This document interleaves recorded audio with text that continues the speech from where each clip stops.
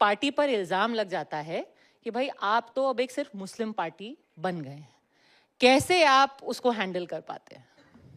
सबसे पहली बात तो ये कि मैं इमरान हूं, मुझे सिर्फ मुस्लिम फेस क्यों माना जाता है? मैं पार्टी का एक युवा चेहरा हूं, नौजवान चेहरा हूं, नौजवान राजनेता हूं, नए विचारों की बात करता हूं, तो मुझे फ्रेम में क्यों गढ़ा जाता है? उसमें ये खेल मीडिया भी खेलती है और ये खेल विपक्षी पार्टी भी खेलती है, पहली चीज। दूसरी चीज ये कि क्यों ठप्पा लग जाता है? कांग्रेस पार्टी तो सबकी पार्टी है। आप राहुल गांधी का कोई एक बयान उठा के दिखा दीजिए, महात्मा गांधी जी से शुरू करिए, पंडित नेहरू से होते हुए, सरदार वल्लभ भाई पटेल साहब से होते हुए, मौलाना आजाद से होते हुए, इस देश के डॉक्टर मनमोहन सिंह साहब के आखिरी कार्यकाल तक आप बता दीजिए कि कभी कांग्रेस पार्टी ने यह कहा हो कि हम किसी धर्म विशेष की पार्टी हैं। सबके लिए काम करती है कांग्रेस पार्टी। तो जो इल्जाम लगा करके राजनीतिक फायदा भारतीय जनता पार्टी उठाना चाहती है, उस खेल में मीडिया क्यों फंसता है? मुझे लगता है मीडिया को तो क्लियरिटी लानी चाहिए, मीडिया को तो खुल के बताना चाहिए कि भारतीय जनता पार्टी का प्रोपेगेंडा है ये। फायदा तो कांग्रेस भी उठाती है ना, तो शाहीन बाग में ही आपको सामने क्यों करती है? कुंभ में तो वो आपका चेहरा सामने नहीं लाती। नहीं, कब हमको कांग्रेस पार्टी ने कब आगे किया शाहीन बाग में? नहीं, जब भी कोई ऐसे मुद्दे होते हैं, वक्फ के मुद्दे होते हैं, शाहीन बाग के आंदोलन में पद्मजा जी आप सबसे मुखर आवाज थे। यहाँ देखिए, यहाँ होता क्या है ना, आपकी पार्टी नहीं करती है, मीडिया ढूंढती है।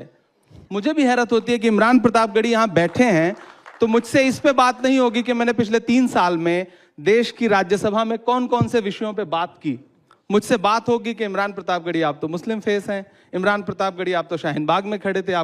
मैं इलाहाबाद विश्वविद्यालय का पढ़ा हूं, मैं संगम के किनारे पला बढ़ा हूं, मुझसे ज्यादा कुंभ शायद किसी ने देखे हो। तो मैं तो इलाहाबाद की मिट्टी का हूं, मैंने कुंभ को बसते हुए देखा है, उस मेले को। और हम सारे लोग वहां, आज राजनीति हो रही है, वरना इससे पहले तो जितनी बार भी कुंभ का मेला लगता रहा है, क्या हिंदू, क्या मुसलमान, क्या सिख, क्या ईसाई, इलाहाबाद में रहने वाला हर व्यक्ति उसे अपना मेला समझता रहा। और इस बार भी तमाम नफरतें उस वक्त हारी कि जब सारी व्यवस्था जो है वो चौपट हो गई, लोग परेशान रहे। भगदड़ के बाद देखिए मस्जिदों के दरवाजे खुले, कौन हिंदू था कौन मुसलमान था, सबने एक दूसरे के लिए अपने दिल खोल दिए। तो हिंदू मुसलमान तो रह ही नहीं गया वहां पर। ये तो जबरदस्ती का बनाया हुआ एक नैरेटिव है जो भारतीय जनता पार्टी को सूट करता है, सरकारों को सूट करता है। लेकिन ये बात भी सच है कि कांग्रेस, आपको लगता नहीं है कि जैसे आपने कुंभ की बात कर ली और आपने कहा कि क्यों ये एक गलत धारणा बनाती है, ये सब मीडिया की गलती है। सर, सॉरी टू से, पिछले हफ्ते आपने इफ्तार की पार्टी रखी, वहां राहुल गांधी जी गए और क्या तुलना की गई? 1.5 महीना कुंभ चला, नहीं गए ना वो इफ्तार पार्टी में गए। तुलना किसने की?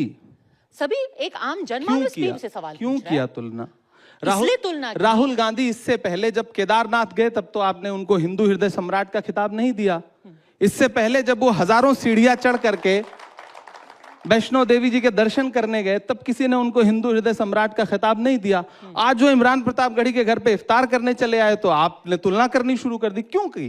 मीडिया ही तो तुलना कर रहा है ना, भाजपा ही तो तुलना कर रही है ना। तो भारतीय जनता पार्टी जब इस तरह की तुलना देश के सामने रखती है अपना राजनीतिक फायदा लेने के लिए, तब उस समय मीडिया जो है अपना दायित्व तो क्यों नहीं निभाता? सर, आपको लगता नहीं है कि अगर, चलिए आप लोग 60 करोड़ का वो जो आंकड़ा है वो नहीं मानते हैं, 66 करोड़ का, मैं कह रही हूं कि वहां पे अगर 2 लोग भी गए, 1.5 महीना चला महाकुंभ, चलिए वो 144 साल वाला नहीं था, वो हर 12 साल वाला ही सही, लेकिन जब केदारनाथ गए, वो वैष्णो देवी गए, सबने उनकी सराहना की। वही थे जिन्होंने आकर के ये भी कहा था कि मैं जनेऊधारी ब्राह्मण हूं, किसी ने उनको ऐसा बोला नहीं था कहने के लिए।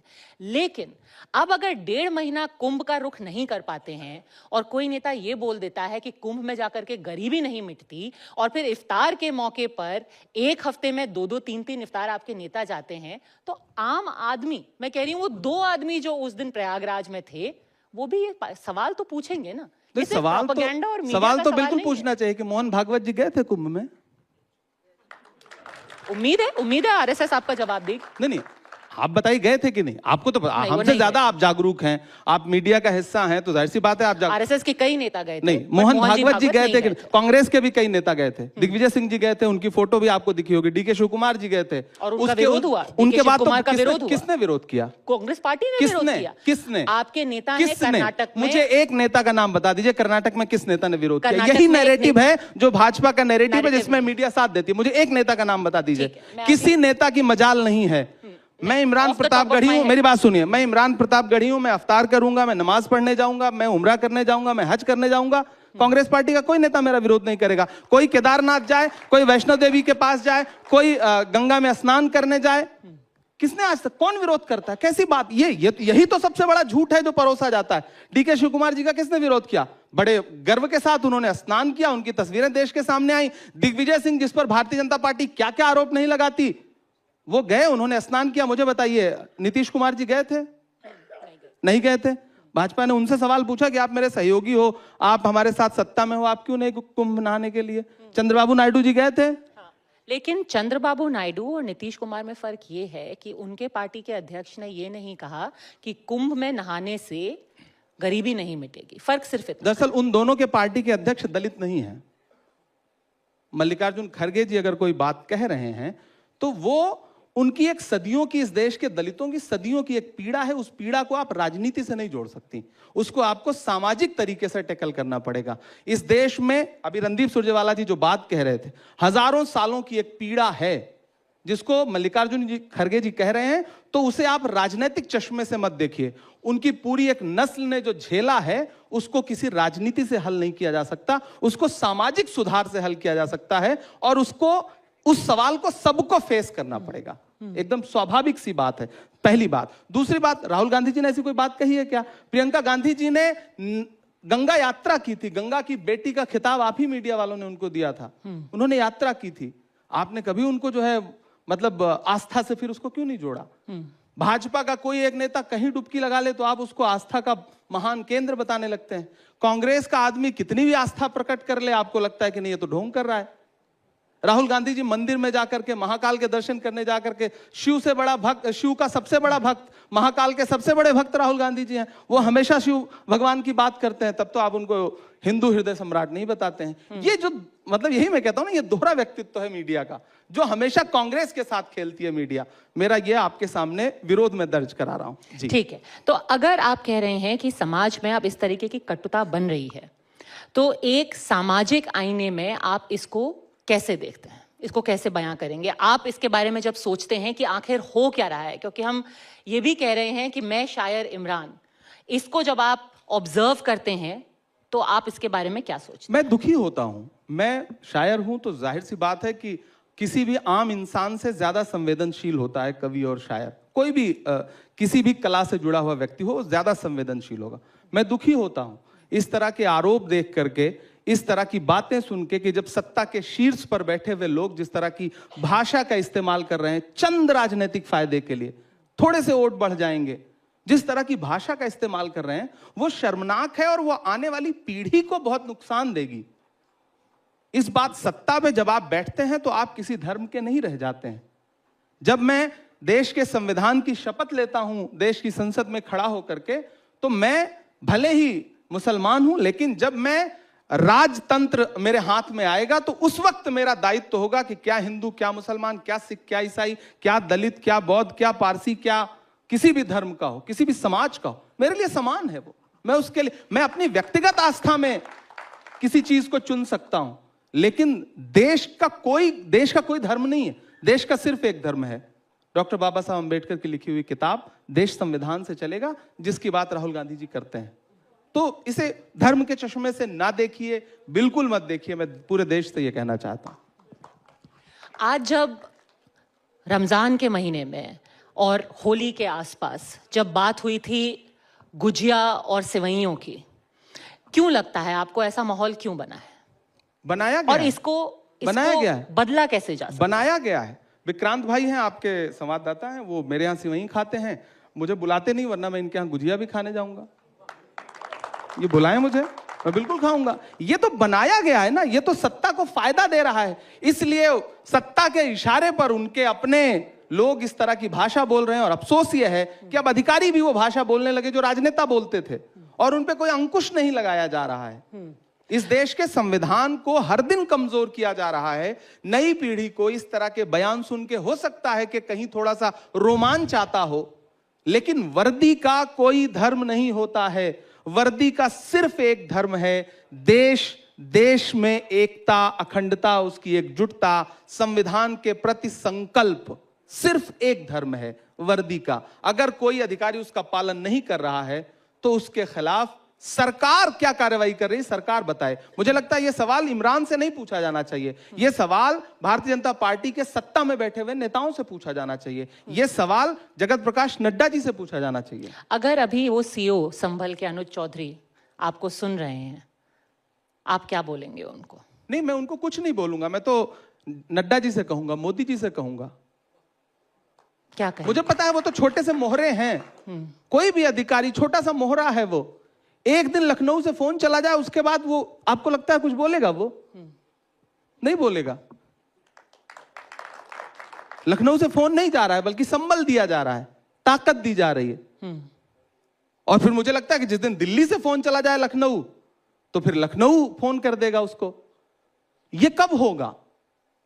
मैं इसी बात को तो देश की संसद में हर बार उठाता हूं कि ये जो भाषा बोली जा रही है देश में, ये बुलवाई जा रही है। ऐसे ही नहीं, इससे पहले भी तो ईद आती थी, इससे पहले भी तो होली आती थी, इससे पहले भी तो अलविदा होता था, जुमे की नमाज होती थी। इससे पहले कोई अधिकारी इस तरह की भाषा क्यों नहीं बोलता था? और अगर आज बोल रहा है तो उसका जिम्मेदार कौन है?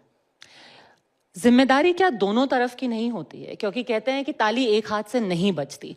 अगर आप कह रहे हैं कि माहौल खराब हो रहा है, माहौल तो तब भी खराब होता है अगर कोई औरंगजेब का महिमा मंडन करने लगता है। और आप कह रहे हैं कि ठीक है ये डिस्ट्रैक्शन है, मीडिया की गलती है।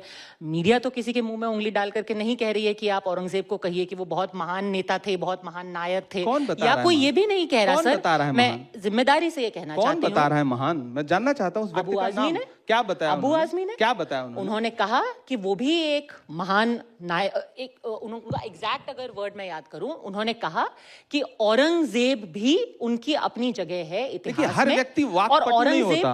औरंगजेब भी एक महान आदमी था। हर व्यक्ति वाकपटु नहीं होता। बहुत सारे नेता ऐसे हैं जो बोलना कुछ और चाहते हैं, भाषा में वाकपटुता नहीं होती, कुछ और निकल जाता है, मीडिया उसको कुछ और बता के पेश करता है, भाजपा उसको कुछ और बता करके देश के सामने रख देती है। इस देश में नायक महात्मा गांधी हैं, पंडित जवाहरलाल नेहरू हैं, सरदार वल्लभ भाई पटेल हैं, मौलाना आजाद हैं। जिन जिन लोगों ने, डॉक्टर बाबा साहब अंबेडकर हैं, इस देश को जब मुझसे पूछा जाए तो मैं ये कहूंगा कि इस देश को जिन जिन लोगों ने लोकतंत्र दिलाने में, संविधान दिलाने में रत्ती भर भी मदद की है, वो सब इस देश के नायक हैं। पर और बाकी कोई नायक नहीं है। पर अबू आजमी अब जबरदस्ती के नायक ढूंढ करके, खलनायक ढूंढ करके, राजेश रेड्डी का एक शेर है कि नई लाशें बिछाने के लिए गड़े मुर्दे उखाड़े जा रहे हैं। ये गड़े मुर्दे उखाड़ना बंद करिए। कौन उखाड़ रहा है? आप सोचिए ना, इसके पीछे फायदा किसको है? 300 साल पुराना, 400 साल पुराना इतिहास बताइए। अभी कहिए कि 1857 में जब अंग्रेज जो है वो गोलियां मार रहे थे, उन पे बात कर लीजिए तो बात नहीं करेंगे। जलियांवाला बाग पे बात कर लीजिए तो उस पे बात नहीं करेंगे। यहां जाकर के कोई एक बोर्ड लगा होगा तो उस पे कालिक पोत देंगे। लेकिन इसी दिल्ली में बहुत सारे अंग्रेजों से जुड़े हुए स्मारक हैं, उनकी यादें हैं, उस पे एक शब्द नहीं बोलेंगे। तो ये जो राजनीति है, इसको समझिए और मतलब ऊपर वाले के लिए इस राजनीति से देश को आजाद कराइए, वरना ये राजनीति देश को बहुत खराब दिशा में ले जा रही है, अराजक बना रही है, लोगों को बहुत नुकसान हो रहा है। ये मैं पूरे देश से कहना चाहता हूं। 400-500 सालों का इतिहास सुन करके, गड़े मुर्दे उखाड़ करके, उस पर संवाद करके, उस पर बात करके क्या हासिल हो जाएगा? और बहुत महत्वपूर्ण बात, आप बहुत पढ़ी लिखी हैं, मैं भी थोड़ा बहुत पढ़ा लिखा हूं।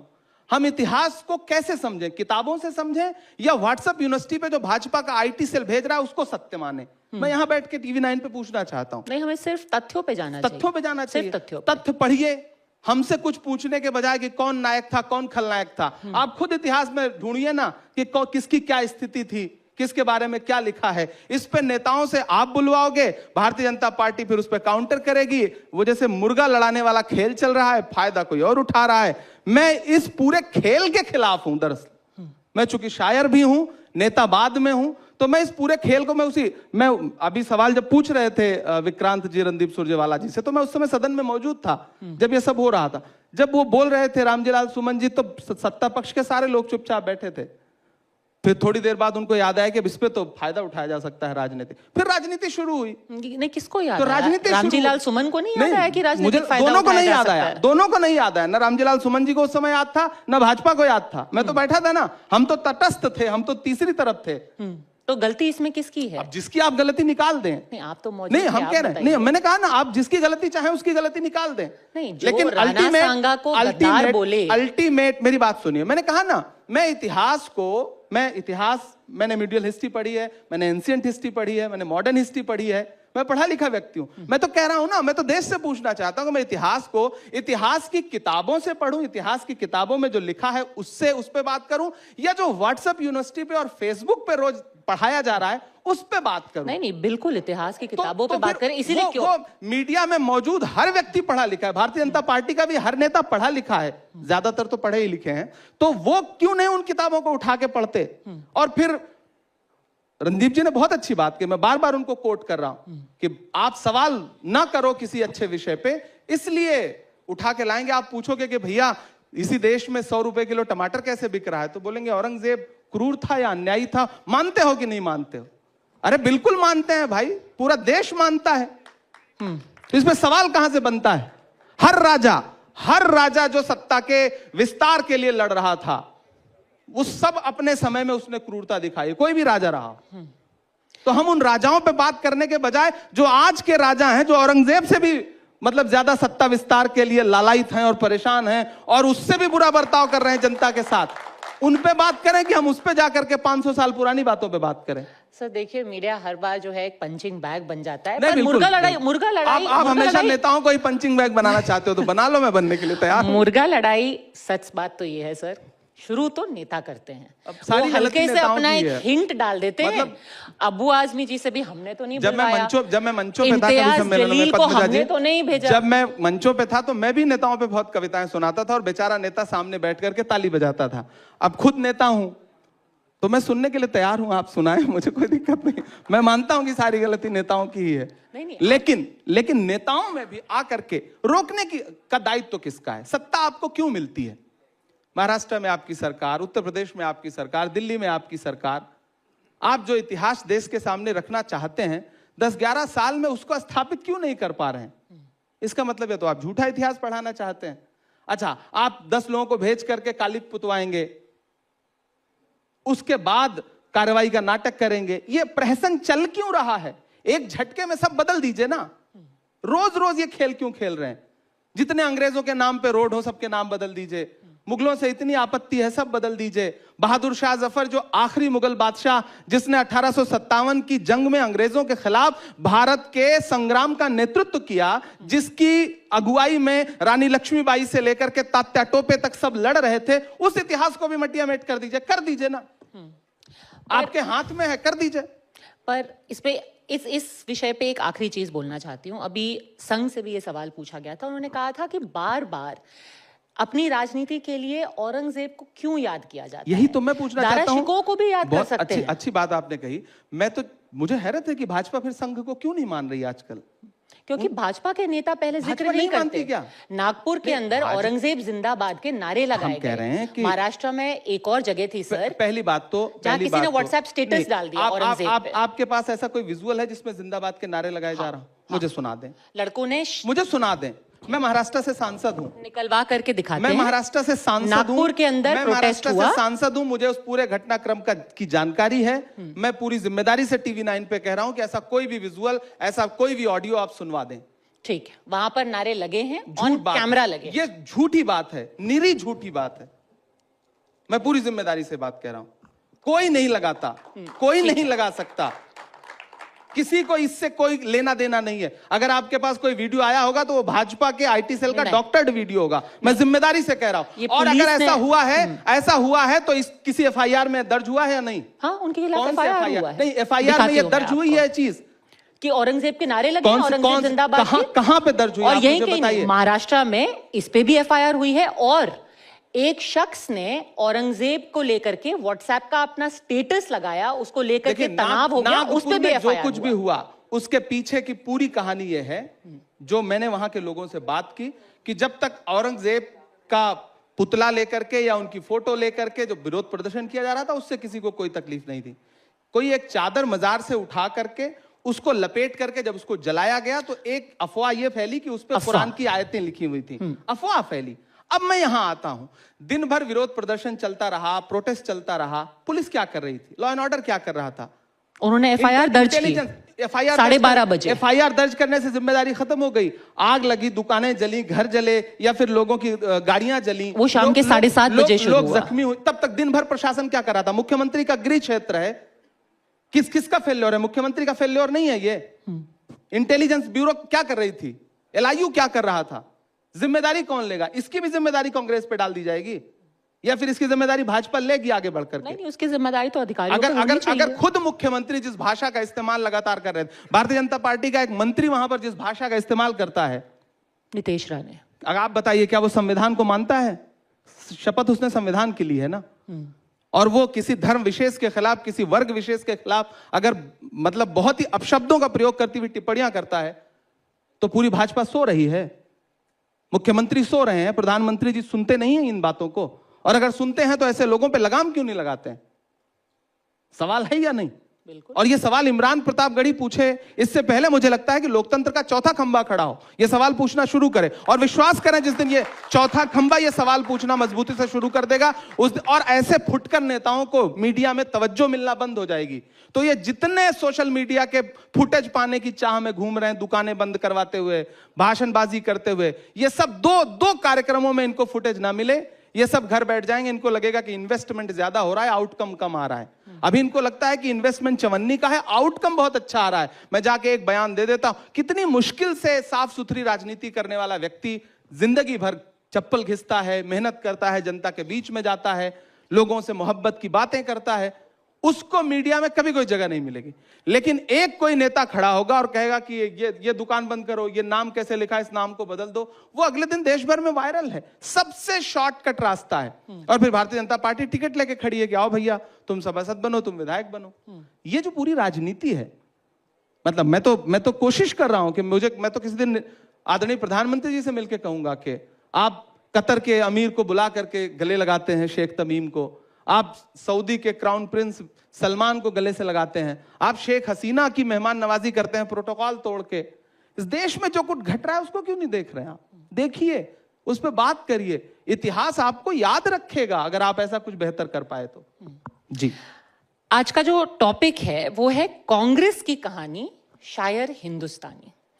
आज के दिन 2025 में क्या है कांग्रेस की कहानी, आगे की क्या है रणनीति कांग्रेस की? किस तरीके से आप कह रहे हैं कि एक साफ सुथरी राजनीति करना चाहते हैं, हम धर्म के आधार पर राजनीति नहीं करना चाहते, तो क्या है वो फॉर्मूला जो एक यंग फेस, मैं मुस्लिम फेस नहीं कहूंगी, यंग फेस जो है कांग्रेस शुक्रिया। का, मैं खुद चाहता हूं कि मुझे यंग फेस कहा जाए। यंग पढ़ा लिखा फेस। मैं इस देश कहानी की जो बता रहा संसद है। में जब पहुंचा तो मैं आज देश को TV9 पे बताना चाहता हूं कि मैंने पहली जो तकरीर की, सबसे पहली बात तो जब मैं आया तो लोगों को लगता था कि इमरान प्रतापगढ़ी नाम है तो जाएगा, अल्लाह के नाम पे शपथ लेगा, उर्दू में शपथ लेगा। मैं हिंदी लिटरेचर का स्टूडेंट रहा हूं, तो जब मैंने हिंदी में शपथ ली तो बहुत सारे मुझे देश के एक बहुत बड़े पद पे बैठे हुए व्यक्ति ने बुला के कहा कि अरे तुम्हारा नाम इमरान प्रतापगढ़ी है, तुमने हिंदी में शपथ ली। तो मैं भी चौंका कि मतलब मानसिकता क्या बनी हुई है। मैंने जो पहला 0 आवर लगाया, जो मैंने सबसे पहली स्पीच की, वो इलाहाबाद विश्वविद्यालय में एक झटके में 400% फीस बढ़ा दी गई स्टूडेंट की, 300% फीस बढ़ा दी गई हॉस्टल की। मैंने उसके खिलाफ पहली स्पीच की। मैं हर मुद्दे पे बात कर रहा हूं। मैं बिल्कीस के लिए भी आवाज उठा रहा हूं तो हाथरस की बिटिया के लिए भी आवाज उठा रहा हूं। मैं किसानों के लिए आवाज उठा रहा हूं तो सीधी में प्रवेश शुक्ला ने जिस आदिवासी युवक के चेहरे पर पेशाब की थी भाजपा के नेता ने, मैं उसके लिए भी संसद में आवाज उठा रहा हूं। मैं तुम्हें अपने उसूलों की कसम देता हूं, मुझको मजहब के तराजू में न तौला जाए। मैंने इंसान ही रहने की कसम खाई है, मुझको हिंदू या मुसलमान न समझा जाए। मैं कोशिश कर रहा हूं। और सच में देखिए, आप कह रहे हैं कि कांग्रेस का भविष्य क्या है या कांग्रेस 2025 में कांग्रेस क्या है। हमारे नेता राहुल गांधी जी ने एक नारा दिया, ये लड़ाई संविधान बचाने की है। हम संविधान बचाने का नारा देके किसी को डरा नहीं रहे, हम सही सही कह रहे हैं कि संविधान को खतरा है। मैं यहां बैठ के पूछना चाहता हूं कि ईद जैसा त्योहार, जो मुसलमानों का सबसे प्रमुख त्योहार है, हरियाणा में ईद की छुट्टियां कैंसिल कर दी जाती हैं, जबकि संविधान बाकायदा यह कहता है कि हर धर्म का जो प्रमुख त्योहार होगा उस पर राजकीय छुट्टी होगी। यह संविधान पे हमला है या नहीं है? कैंसिल नहीं कि उसको रिस्ट्रिक्टेड हॉलिडे रिस्ट्रिक्टेड क्यों कर दिया गया? क्या आप दूसरे धर्मों के प्रमुख त्योहारों पे ऐसा करने का साहस जुटा पाएंगे? क्योंकि आपको मुसलमानों को प्रताड़ित करने पे एक तबका है जो आपको लगता है कि खुश हो रहा है, आपका नेतृत्व खुश हो रहा है शायद। अगर नहीं हो रहा है तो फिर नेतृत्व तो सवाल पूछना चाहिए नेतृत्व को। क्या इतना पराया कर दिया है आपने? आप सौगातें मोदी यही दे रहे हैं, आप जो किट बांट रहे हैं उस किट में ये पर्ची है क्या कि ईद की छुट्टी कैंसिल कर दी जाएगी, छत पे नमाज नहीं पढ़ने दी जाएगी? क्या उस किट में ऐसा है क्या कुछ? और अगर ऐसा नहीं है तो फिर अगर कोई राज्य नेतृत्व ऐसा कर रहा है तो सवाल कौन पूछेगा? सत्ता के शीर्ष पे बैठा हुआ व्यक्ति, प्रधानमंत्री जी का दायित्व है, गृह मंत्री जी का दायित्व है, भारतीय जनता पार्टी के राष्ट्रीय अध्यक्ष का दायित्व है कि पूछें। अगर नहीं पूछ रहे हैं तो इसका मतलब उनकी शय है, वो ऐसा चाहते हैं, और क्या समझा जाए? तो सारे सवाल अंततोगत्वा विपक्ष के बजाय तो सत्ता पक्ष की तरफ घूम के खड़े हो जाते हैं ना। सारे माइक का मुंह तो सत्ता पक्ष की तरफ होना चाहिए, लेकिन अफसोस हमारी तरफ है। नहीं, हमारा ही कत्ल हो रहा है, हम ही मुलजिम भी हैं, क्या बताएं, बड़ा मसला है। आपकी तरफ तो इसलिए क्योंकि हम कांग्रेस के भविष्य की बात कर रहे हैं, और भविष्य कांग्रेस, तो आप जैसे नेता ही कांग्रेस लिखेंगे। का भविष्य पद्मजा जी वही है जो इस देश का भविष्य है। मैसेज क्या है आज कांग्रेस का देश के युवा के लिए, देश के वोटर के लिए, फर्स्ट टाइम वोटर्स के लिए? आज आपके लिए क्यों वोट किया जाए? आप किस तरीके का नैरेटिव सेट कर? आप कह रहे हैं पूरा नैरेटिव आपके खिलाफ है, आप क्या नैरेटिव सेट? हम दूरदर्शिता की बात कर रहे हैं, हम संविधान और लोकतंत्र के सच्चे मूल्यों को बचाने की बात कर रहे हैं। सुनने में थोड़ा कान से बाहर जाने वाली बात है, लेकिन एहसास होगा जब नौकरियां नहीं रह जाएंगी और आप अपने आप को बेरोजगार भी नहीं कह पाओगे, आपको आकांक्षी युवा कहा जाएगा।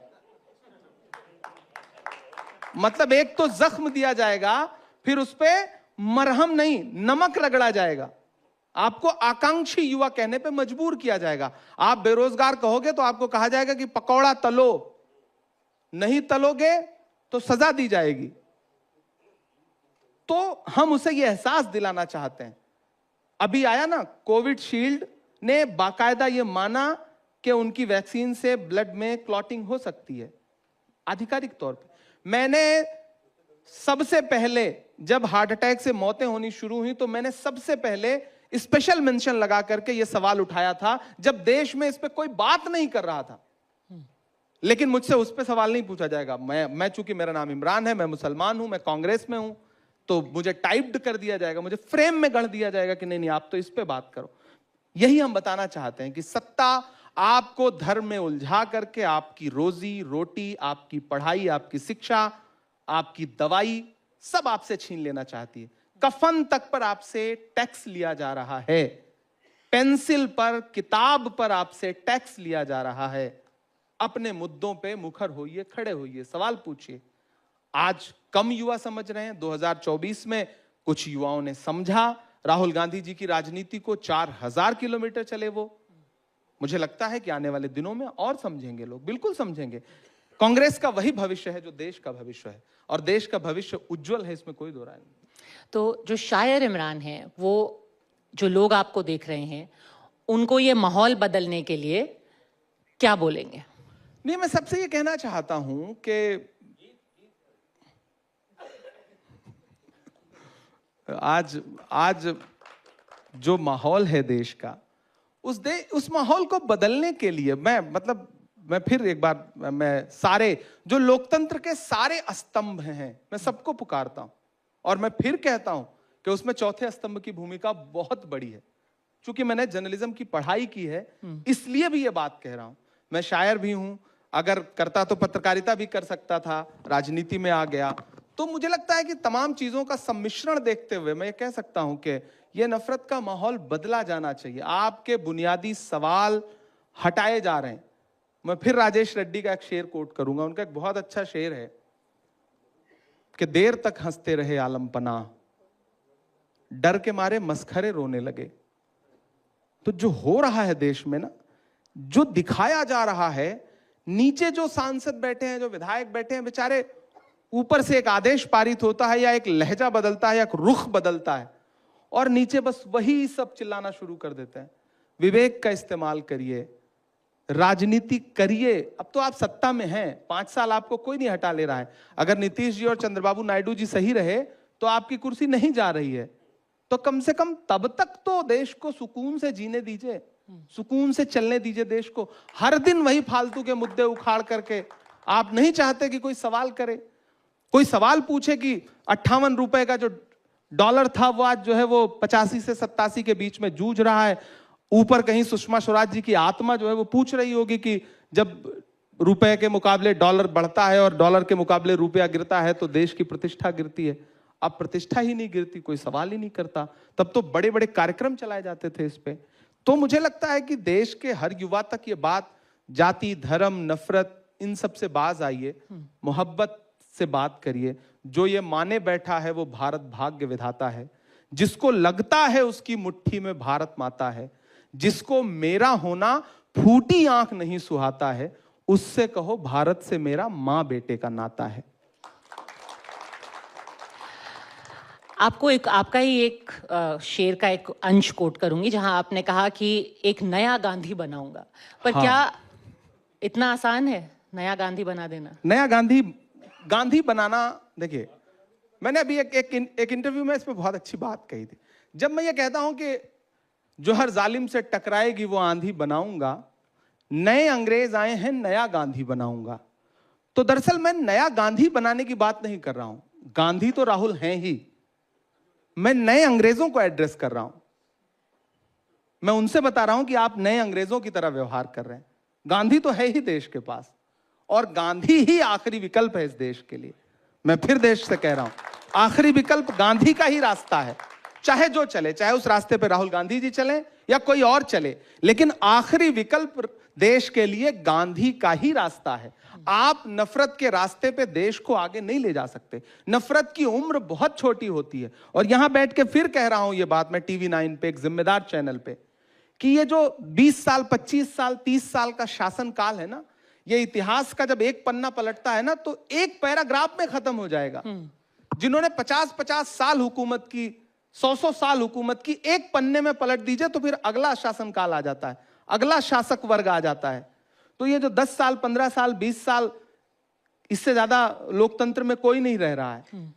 पर ये तो इनको ये समझना पड़ेगा कि देश यहीं रह जाएगा, सत्ता आती जाती रहती है, लेकिन ऐसा मत करके जाइए कि आने वाली पीढ़ियां जब, जैसे आज इतिहास को पलट रही हैं, तो क्रूर शासकों के बारे में जो आक्षेप लग रहे हैं, ऐसे ही आक्षेप आने वाले 50 साल बाद आपके ऊपर लगे। ऐसा मत करिए। पर आप जब नए गांधी की बात कर रहे हैं और आपने कहा कि राहुल जी भी गांधी हैं ही, महात्मा गांधी तो एक विचार है, वो सिर्फ एक शख्सियत नहीं है, और उनको तो हर कोई मानता है। आज सुबह सुनील आंबेडकर जी थे यहाँ पर संघ से, और उन्होंने कहा हाँ हम भी मानते हैं कि गांधी जी महात्मा हैं। और उनको ये कह देना कि सिर्फ एक व्यक्तित्व तक ही वो सीमित हैं, या अब राहुल जी ही गांधी हैं, सिर्फ एक सरनेम तक सीमित हो गए। पद्मजा जी, कोई भी विचार एक दिन में थोड़ी बनता है। विचारधारा तो महात्मा गांधी जी भी पहले एक शख्स थे, अकेले चले ना, और उसके बाद पूरा देश पीछे चल पड़ा, फिर एक विचार बन गए वो। आज राहुल गांधी, आपको मैं नहीं कह रहा हूं कि राहुल गांधी अकेले कोई विचार हैं। राहुल गांधी महात्मा गांधी की विचारधारा का अनुसरण कर रहे हैं। विचार तो ऑलरेडी मौजूद है, और वो विचार राहुल गांधी का विचार नहीं, वो महात्मा गांधी का विचार है, वो पंडित नेहरू का समावेशी विचार है, वो मौलाना आजाद का विचार है, वो डॉक्टर बाबा साहब अंबेडकर का विचार है। जिस विचार को लेकर के एक व्यक्ति खड़ा है, संघ ये कहता है कि महात्मा महात्मा है, लेकिन महात्मा की हत्या को हत्या नहीं मानता, वध बोलता है। तो उस शब्दों के खेल को समझिए ना, कि जब दुनिया के किसी भी देश में जाएंगे, एक कोई प्रतिमा अगर भारत के किसी व्यक्ति की मिलेगी तो महात्मा गांधी की मिलेगी, तो वहां जाकर के आपको शीश तो झुकाना ही है। लेकिन फिर मन में फिर अगर गोडसे के लिए रत्ती भर भी आपके मन में श्रद्धा भाव है, तो फिर ये तो बहुत शर्मनाक है ना। आप भारत जोड़ो यात्रा का जो संदेश था, उसको अगर आपको कन्वे करना होता अपने शब्दों में, तो आप क्या कहेंगे? क्या है उस यात्रा का संदेश? मैं, देखिए, मैंने तो उस यात्रा से ही ये शेर निकला था जो अभी आपने पढ़ा था, कि जो हर जालिम से टकराएगी वो आंधी बनाऊंगा, नए अंग्रेज आए हैं नया गांधी बनाऊंगा। दरअसल राहुल गांधी जी जब उस यात्रा पर निकले ना, तो मेरे लिए भी बहुत अचंभित करने वाली बात थी। और मुझे भी लगा कि 4000 किलोमीटर, मैंने कई जगह ये बात कही कि आज भी मेरे पैर का एक आध नाखून जो है उंगली का, आज भी काला है। वो नाखून पैर के कई बार उखड़े और वो काले पड़े, और आप ज्यादा चलें तो पैर के नाखून आपके जूते में घिस घिस के वो उखड़ जाते हैं। जब वो 4000 किलोमीटर, और सोचिए एक ऐसा व्यक्ति 4000 किलोमीटर के लिए निकला पैदल, जिस पे आरोप क्या है, वो शहजादा है, वो राजकुमार है, और आरोप किसी छोटे व्यक्ति का नहीं है, प्रधानमंत्री का है, गृह मंत्री का है, खुलेआम मंचों से कि राहुल गांधी तो शहजादे हैं, राहुल गांधी तो राजकुमार है। वो राजकुमार 4000 किलोमीटर चलता है पैदल, भारत की गलियों की खाक छानता हुआ, सड़कों की खाक छानता हुआ। और जो खुद को फकीर कहते थे, उन्होंने क्या किया? 10 लाख का सूट, मोवाडो का चश्मा, हुबलोट की घड़ी, 8,500 करोड़ का जहाज, दुनिया के तमाम देशों की यात्राएं। तो फिर फकीर और शहजादा अगर ऐसे विरोधाभासी हैं, तो ऐसे फकीर को तो फिर मतलब खुदा खैर करे, और ऐसे शहजादे को तो हम पलकों पे बिठाएंगे कि भाई जो एक टी शर्ट पहन करके पूरे भारत की खाक छान रहा है, लोगों को गले से लगा रहा है, सीने से लगा रहा है। तो असल तो मुझे लगता है कि ऐसा ही शहजादा होना चाहिए। लेकिन इस विमर्श में अगर हम जाएंगे तो फिर वहां पे भी वो मीम बनाएंगे, वो जूतों का बताएंगे कि ये 10,000 का जूता है और ये शर्ट इतने की है, तो ये वो भी तो झूठ बोलते हैं ना।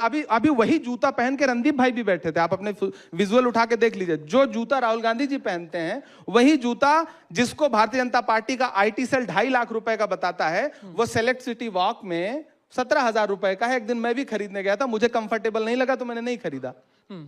ठीक है, सही से बता रहा हूं मैं, उस ब्रांड का नाम नहीं ले रहा हूं, नहीं उसका विज्ञापन हो जाएगा। देखिए अब अलग अलग नेताओं का कौन क्या पहनता है, ये तो सबको आजादी है, कोई कुछ भी पहने। मैं उस झूठ की बात कर रहा हूं ना कि बीजेपी का IT सेल कैसा झूठ। राहुल गांधी की टी शर्ट, अगर वो ठंडी में टी शर्ट पहन के चल रहे हैं तो मतलब मीम बन रहा है उस पे। अरे भाई, एक व्यक्ति अगर 50 साल से ज्यादा उसकी उम्र है, वो इतना फिट है, इतना युवा है, मैं भी उनके साथ चलता था, मुझे ठंड लगती थी, मैं तो जैकेट पहन लेता था, हम सारे लोग जैकेट पहने रहते थे। वो आदमी फिट है तो उसकी फिटनेस की तारीफ करने के बजाय आप उसमें मीम बनाओगे। जब राहुल गांधी, मुझे याद है कि अल्पसंख्यक मंत्रालय का एक कार्यक्रम था, TV9 को याद होगा, इंडिया गेट के सामने उसमें तो बाटी चोखा खाते हुए प्रधानमंत्री जी ने एक फोटो पोस्ट की थी, और राहुल गांधी जी ने उसी दिन कोविड की सुनामी की घोषणा की थी कि देश में कोविड की सुनामी आने जा रही। तब मेरा ख्याल है 6-7 महीने बाकी थे, और मोदी जी बाटी चोखा खाते रहे। फिर जो बेचारे बाटी चोखा खाने वाले थे, उनको ऐसी सड़कों पे दौड़ाया है पैदल कि बिहार तक वो ऐसी अवस्था में गए हैं कि पूरा देश रोया। लेकिन राहुल गांधी की जो घोषणा थी, जो दूरदर्शिता थी, उस पे मीम बनते रहे, और बाद में पूरे देश ने कहा कि राहुल गांधी सही थे।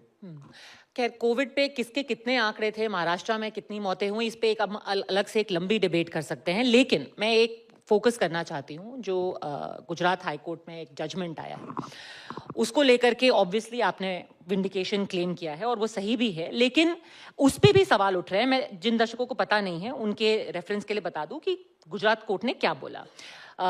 एक वीडियो अपलोड किया था इमरान प्रतापगढ़ी साहब ने, उसको लेकर के FIR हो गई, उसको क्वॉश किया गया, और कोर्ट ने बोला, even if a large number of persons dislike the views expressed by another, the right of a person to express the views must be respected and protected. Literature including poetry, dramas, film, satire, art make the life of human beings more meaningful. अगर कोई बुरा भी माने, तब भी एक आदमी को हक है कि वो जो मन आए वो बोल सके। अब कोर्ट से भी बड़े लोग नाराज हो गए, कह रहे हैं कि ये जो आप अभिव्यक्ति की आजादी है, उसको भी लेकर के लोगों के कोर्ट के दोहरे मापदंड हो रहे हैं। तो शारिक सिद्दीकी का एक शेर है कि कुछ लोग हैं जो उसको खुदा मान रहे हैं, मैं टोक रहा हूं तो बुरा मान रहे हैं। बस बात इतनी सी है। मैं गुजरात गया एक कार्यक्रम में, सामूहिक शादी का कार्यक्रम था 51 जोड़ों की, उसमें कई बच्चे ऐसे भी थे जो यतीम थे, मतलब जिनके माता पिता नहीं थे। मैं उस कार्यक्रम में गया, उस कार्यक्रम में भारतीय जनता पार्टी के लोकल तमाम नेता भी मौजूद थे। मैं वहां पहुंचा, मैं मुख्य अतिथि था, आशीर्वाद देना होता है, मेरी उम्र कम है लेकिन ठीक है, अब जब कार्यक्रम में गए हो तो उसको निभाना पड़ता है। मैंने आशीर्वाद दिया, लोगों से मिला जुला। एक विजुअल आया जिसमें लोग स्वागत में फूल बरसा रहे हैं और मैं लोगों के बीच में आ रहा हूं। मैं लौट के आ गया तो सोशल मीडिया के लिए बहुत सारे लोग आजकल इंस्टाग्राम पे रील चलती हैं, तो वो गाना फिट करते हैं, म्यूजिक लगाते हैं। मैं शायर हूं तो कोशिश करता हूं कि अच्छी पोएट्री जो है वो लोगों के बीच में जाए। एक पोएट्री जो वहां पढ़ी भी नहीं गई, 4-5 दिन बाद मेरे इंस्टाग्राम पे और ट्विटर पे उसी विजुअल पे पोएट्री लगा करके, जो मैंने लिखी भी नहीं है, कोई और गा रहा है उसको, वो पोएट्री लगा करके पोस्ट कर दी गई और उस पे FIR की गई और ये कहा गया कि यहां पे अशांति फैल सकती थी। जो चीज गुजरात में जामनगर में पढ़ी ही नहीं गई। मतलब आप पुलिस किस तरह टूल की तरह काम कर रही है, और मुझे तो हैरत होती है, मैं तो मतलब कई राज्यों के मुख्यमंत्रियों को, भारतीय जनता पार्टी शासित जो राज्य हैं, मैं तो चाहता हूं कि उनको थोड़ा, उनके यहाँ कुछ आर्ट और लिटरेचर से जुड़े हुए लोग भर्ती किए जाएं, पार्टी में भी थोड़ा साहित्य संगीत समझने वाले लोग भर्ती किए जाएं, जिन्हें अर्थ समझ में आए कविता का। मतलब एकदम सामान्य सी कविता है जिसमें ना कोई नाम लिया जा रहा है। ऐ खून के प्यासो बात सुनो, गर हक की लड़ाई जुल्म सही, हम जुल्म से इश्क निभा देंगे। गर गिरिया आतिशे खतरा है, हम उससे भी इश्क निभा देंगे। गर लाश हमारे अपनों की खतरा है तुम्हारी मसनद को, तो उस रब की कसम हंसते हंसते अपनी लाशें दफना देंगे, हम जुल्म से इश्क निभा देंगे। इसमें सत्ता को मैं चुनौती दे रहा हूं, या प्रधानमंत्री जी के लिए कोई शब्द है, या मुख्यमंत्री के लिए कोई शब्द? इसमें एफआईआर जैसा कुछ लगता है, लेकिन एफआईआर हुई और मैं हाई कोर्ट गया तो हाई कोर्ट ने मेरी पिटीशन खारिज कर दी। फिर मजबूरन मैं सांसद हूं, मेरे जैसे व्यक्ति को अगर न्याय पाने के लिए देश की सुप्रीम अदालत तक आना पड़ता है, तो आप बताइए इस देश में कितने आम लोग हैं जिनके ऊपर पुलिस प्रताड़ना के हजारों केसेस दर्ज हैं और उस पर कोई बात तक नहीं कर रहा है, उनके पास वकील करने का पैसा नहीं है। इस पे सच में देश में बड़ी बहस की जरूरत है। और जिस दिन मुझे देश की पार्लियामेंट में मौका मिला, मैं पार्लियामेंट में इस मुद्दे को बहुत मुखरता से उठाऊंगा और मेरा मानना है कि इस देश में पुलिस रिफॉर्म पे एक बहुत बड़ी डिबेट होनी चाहिए, जरूरत है इस चीज की। पर इमरान साहब, ठीक है, एक छोटा सा सवाल क्योंकि शुरू किया था, इसको लेकर के बहस किस चीज की हुई कि उमेश कोले को क्यों ये अभिव्यक्ति की आजादी नहीं थी? सबको होनी चाहिए, पर उन्होंने तो जान गंवा दी ना, क्योंकि उन्होंने सिर्फ आई सपोर्ट का व्हाट्सएप स्टेटस लगाया। ऐसे बहुत सारे लोग किसी एक राज्य में नहीं, मैं यहां नेता बन के बात नहीं कर रहा हूं, सारे राज्यों में बहुतायत में ऐसा हुआ है कि अभिव्यक्ति की स्वतंत्रता, देखिए अभिव्यक्ति का, आप किसी धर्म को गाली मत दीजिए, लेकिन सत्ता को चुनौती देना धर्म नहीं है। और सत्ता और सत्ताधीश का मतलब ना वो किसी धर्म का देवदूत है ना पैगंबर है। सत्ता के शीर्ष पे बैठे हुए हर व्यक्ति को हर दौर में चुनौती दी जाएगी, हर दौर में बोला जाएगा, हर दौर में उसकी आलोचना की जाएगी। अभिव्यक्ति की आजादी के मायने ये हैं, और इसमें अगर कोई भी सरकार किसी को प्रताड़ित कर रही है तो मुझे लगता है कि वो गलत है। वो किसी की भी सरकार हो, वो मेरी भी हो या भारतीय जनता पार्टी की हो, लेकिन पिछले 10 साल में जितने केसेज आपको दिखेंगे, चाहे वो साहित्यकार हो, चित्रकार हो, कलाकार हो, कॉमेडियन हो या फिर पत्रकार हो, मैं पत्रकारों की भी बात करूंगा। मिड डे मील की खबर चलाने वाला मिर्जापुर का वो पत्रकार जेल काट के लौटा। इसी चंदौसी में एक मंत्री महोदया को एक पत्रकार का सवाल इतना नागवार गुजरा कि उसको जेल भिजवा दिया। ऐसे कई उदाहरण हैं। याद होगा हाथरस में कवरेज करने के लिए आप ही तमाम चैनलों की महिला पत्रकार गई थी, तो पुलिस ने जो बाड़बंदी की थी उसके विजुअल बहुत शर्मनाक थे। ऐसा नहीं होना चाहिए। ठीक है इमरान साहब, आपने कहा है कि आगे किस दिशा में कांग्रेस की राजनीति जाती है वो आप जैसे युवा नेताओं के हाथ में है। We wish you the very best of luck for it. Thank you very much. आप प्लीज हमारे साथ स्टेज पे रहिए। Thank you. शुक्रिया इमरान जी, एक बार जोरदार तालियां हो जाए इमरान जी के लिए। इमरान प्रतापगढ़ी कांग्रेस पार्टी के राज्यसभा सदस्य, बड़े खुलकर इन्होंने अपनी बातें रखी, बड़ी साफगोई से अपनी बातें रखी हैं। तालियां और जोर से सुनाई देनी चाहिए, कम ऑन। देखिए ये हर रोज नहीं होता है कि ऐसे शायर, ऐसे नेता आपके बीच में होता है। मैं पहले से ही कह दे रही हूं, मैं तो यहाँ सिर्फ एक सवाल बोल करके पीछे हट जाऊंगी। यहाँ मंच का संचालन भी ज्यादातर इमरान प्रतापगढ़ी साहब ही करने वाले हैं। मैंने बड़ी कोशिश की यहाँ पे कि मैं 2-3 शेर थोड़े यहाँ रट करके आऊं, हो नहीं पाया मुझसे तो बीच में पढ़ दिया करूंगी व्हाट्सएप से।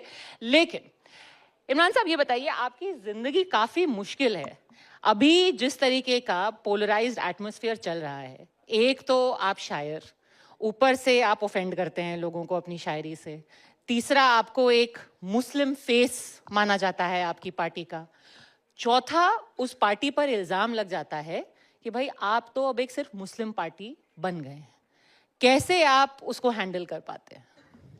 सबसे पहली बात तो ये कि मैं इमरान हूं, मुझे सिर्फ मुस्लिम फेस क्यों माना जाता है? मैं पार्टी का एक युवा चेहरा हूं, नौजवान चेहरा हूं, नौजवान राजनेता हूं, नए विचारों की बात करता हूं, तो मुझे फ्रेम में क्यों गढ़ा जाता है? उसमें ये खेल मीडिया भी खेलती है और ये खेल विपक्षी पार्टी भी खेलती है, पहली चीज। दूसरी चीज ये कि क्यों ठप्पा लग जाता है? कांग्रेस पार्टी तो सबकी पार्टी है। आप राहुल गांधी का कोई एक बयान उठा के दिखा दीजिए, महात्मा गांधी जी से शुरू करिए, पंडित नेहरू से होते हुए सरदार वल्लभ भाई पटेल साहब से होते हुए, मौलाना आजाद से होते हुए, इस देश के डॉक्टर मनमोहन सिंह साहब के आखिरी कार्यकाल तक आप बता दीजिए कि कभी कांग्रेस पार्टी ने यह कहा हो कि हम किसी धर्म विशेष की पार्टी हैं। सबके लिए काम करती है कांग्रेस पार्टी।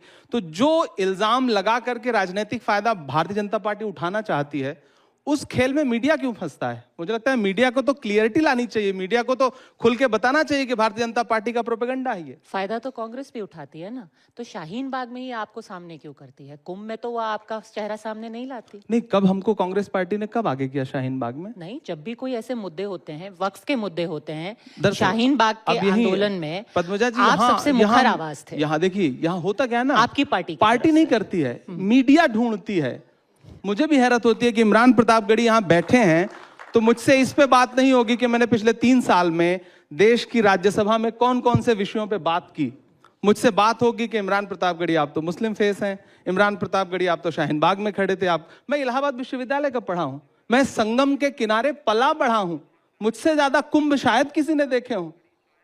तो मैं तो इलाहाबाद की मिट्टी का हूं, मैंने कुंभ को बसते हुए देखा है, उस मेले को। और हम सारे लोग वहां, आज राजनीति हो रही है, वरना इससे पहले तो जितनी बार भी कुंभ का मेला लगता रहा है, क्या हिंदू, क्या मुसलमान, क्या सिख, क्या ईसाई, इलाहाबाद में रहने वाला हर व्यक्ति उसे अपना मेला समझता रहा। और इस बार भी तमाम नफरतें उस वक्त हारी कि जब सारी व्यवस्था जो है वो चौपट हो गई, लोग परेशान रहे। भगदड़ के बाद देखिए मस्जिदों के दरवाजे खुले, कौन हिंदू था कौन मुसलमान था, सबने एक दूसरे के लिए अपने दिल खोल दिए। तो हिंदू मुसलमान तो रह ही नहीं गया वहां पर। ये तो जबरदस्ती का बनाया हुआ एक नैरेटिव है जो भारतीय जनता पार्टी को सूट करता है, सरकारों को सूट करता है। लेकिन ये बात भी सच है कि कांग्रेस, आपको लगता नहीं है कि जैसे आपने कुंभ की बात कर ली और आपने कहा कि क्यों ये एक गलत धारणा बनाती है, ये सब मीडिया की गलती है। सर, सॉरी टू से, पिछले हफ्ते आपने इफ्तार की पार्टी रखी, वहां राहुल गांधी जी गए और क्या तुलना की गई? 1.5 महीना कुंभ चला, नहीं गए ना वो इफ्तार पार्टी में गए। तुलना किसने की? सभी एक आम जनमानस भी से सवाल क्यों किया तुलना? तुलना राहुल गांधी इससे पहले जब केदारनाथ गए तब तो आपने उनको हिंदू हृदय सम्राट का खिताब नहीं दिया। इससे पहले जब वो हजारों सीढ़ियां चढ़ करके वैष्णो देवी जी के दर्शन करने गए तब किसी ने उनको हिंदू हृदय सम्राट का खिताब नहीं दिया। आज जो इमरान प्रतापगढ़ी के घर पे इफ्तार करने चले आए तो आपने तुलना करनी शुरू कर दी। क्यों की?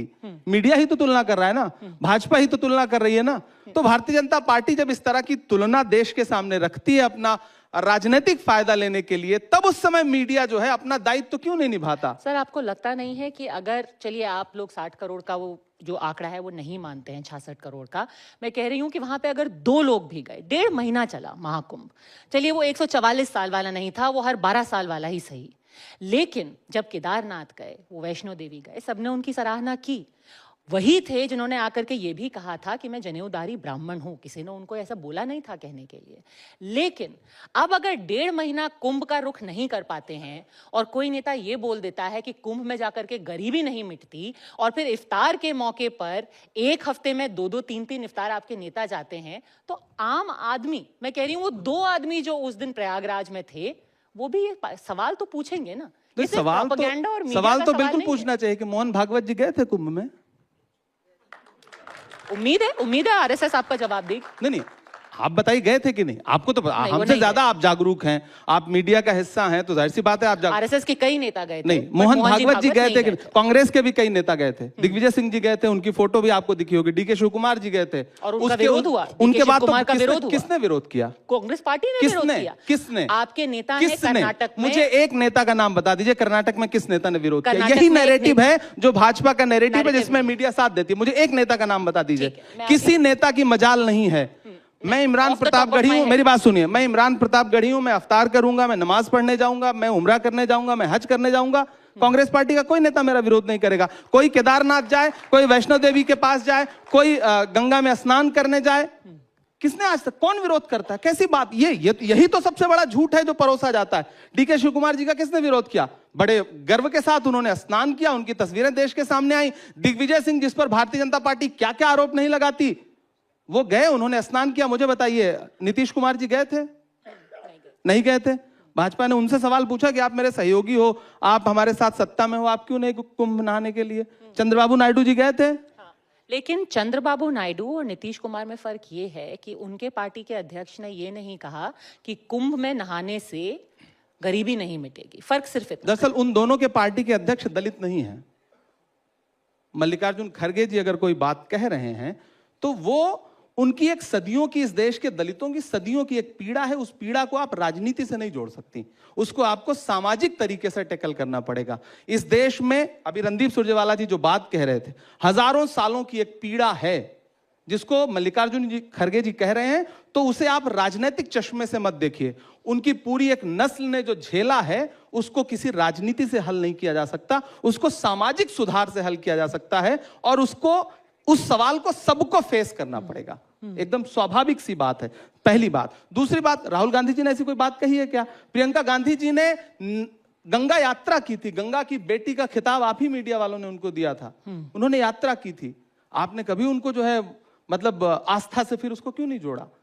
भाजपा का कोई एक नेता कहीं डुबकी लगा ले तो आप उसको आस्था का महान केंद्र बताने लगते हैं। कांग्रेस का आदमी कितनी भी आस्था प्रकट कर ले, आपको लगता है कि नहीं ये तो ढोंग कर रहा है।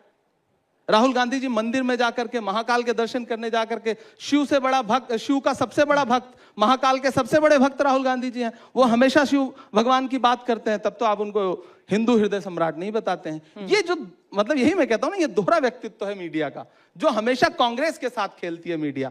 मेरा ये आपके सामने विरोध में दर्ज करा रहा हूं जी। ठीक है, तो अगर आप कह रहे हैं कि समाज में अब इस तरीके की कटुता बन रही है, तो एक सामाजिक आईने में आप इसको कैसे देखते हैं, इसको कैसे बयां करेंगे? आप इसके बारे में जब सोचते हैं कि आखिर हो क्या रहा है, क्योंकि हम ये भी कह रहे हैं कि मैं शायर इमरान, इसको जब आप ऑब्जर्व करते हैं तो आप इसके बारे में क्या सोचते हैं? मैं दुखी होता हूं। मैं शायर हूं तो जाहिर सी बात है कि किसी भी आम इंसान से ज्यादा संवेदनशील होता है कवि और शायर। कोई भी किसी भी कला से जुड़ा हुआ व्यक्ति हो, ज्यादा संवेदनशील होगा। मैं दुखी होता हूं इस तरह के आरोप देख करके, इस तरह की बातें सुन के कि जब सत्ता के शीर्ष पर बैठे हुए लोग जिस तरह की भाषा का इस्तेमाल कर रहे हैं चंद राजनीतिक फायदे के लिए, थोड़े से वोट बढ़ जाएंगे, जिस तरह की भाषा का इस्तेमाल कर रहे हैं वो शर्मनाक है और वो आने वाली पीढ़ी को बहुत नुकसान देगी। इस बात, सत्ता में जब आप बैठते हैं तो आप किसी धर्म के नहीं रह जाते हैं। जब मैं देश के संविधान की शपथ लेता हूं देश की संसद में खड़ा होकर के, तो मैं भले ही मुसलमान हूं, लेकिन जब मैं राजतंत्र मेरे हाथ में आएगा तो उस वक्त मेरा दायित्व होगा कि क्या हिंदू, क्या मुसलमान, क्या सिख, क्या ईसाई, क्या दलित, क्या बौद्ध, क्या पारसी, क्या किसी भी धर्म का हो, किसी भी समाज का हो, मेरे लिए समान है वो। मैं उसके लिए, मैं अपनी व्यक्तिगत आस्था में किसी चीज को चुन सकता हूं, लेकिन देश का कोई धर्म नहीं है। देश का सिर्फ एक धर्म है, डॉक्टर बाबा साहब अंबेडकर की लिखी हुई किताब देश संविधान से चलेगा, जिसकी बात राहुल गांधी जी करते हैं। तो इसे धर्म के चश्मे से ना देखिए, बिल्कुल मत देखिए। मैं पूरे देश से यह कहना चाहता हूं। आज जब रमजान के महीने में और होली के आसपास जब बात हुई थी गुजिया और सेवइयों की, क्यों लगता है आपको ऐसा माहौल क्यों बना है?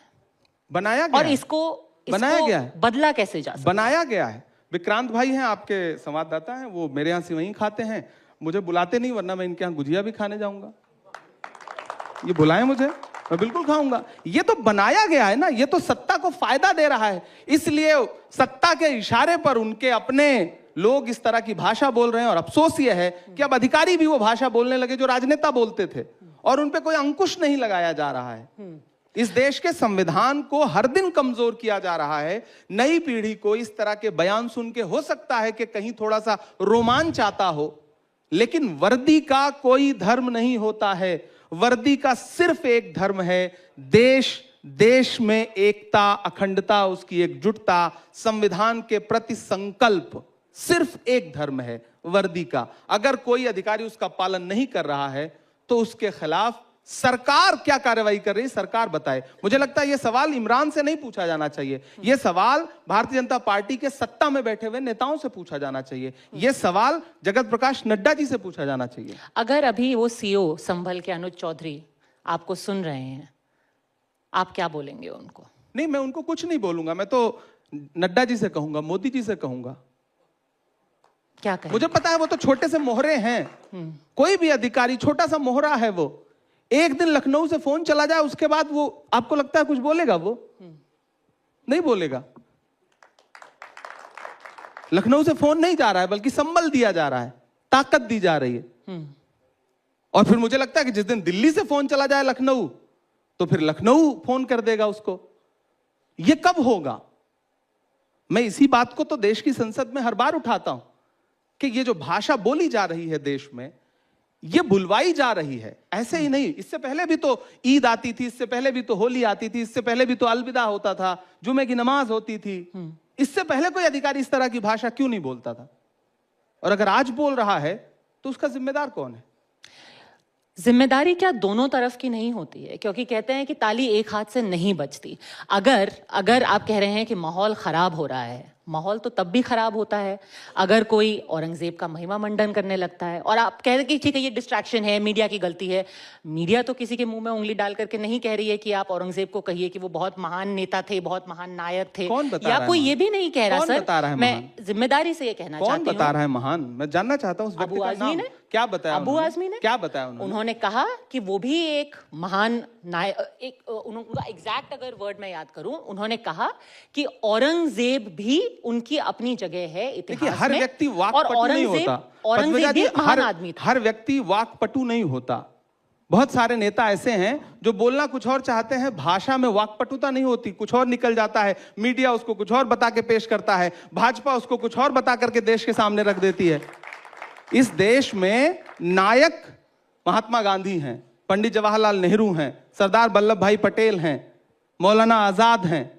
जिन जिन लोगों ने, डॉक्टर बाबा साहब अंबेडकर हैं, इस देश को जब मुझसे पूछा जाए तो मैं ये कहूंगा कि इस देश को जिन जिन लोगों ने लोकतंत्र दिलाने में, संविधान दिलाने में रत्ती भर भी मदद की है, वो सब इस देश के नायक हैं। पर और बाकी कोई नायक नहीं है। पर अबू आजमी अब अकेले भी जबरदस्ती नहीं। के नायक ढूंढ करके, खलनायक ढूंढ करके, राजेश रेड्डी का एक शेर है कि नई लाशें बिछाने के लिए गड़े मुर्दे उखाड़े जा रहे हैं। ये गड़े मुर्दे उखाड़ना बंद करिए।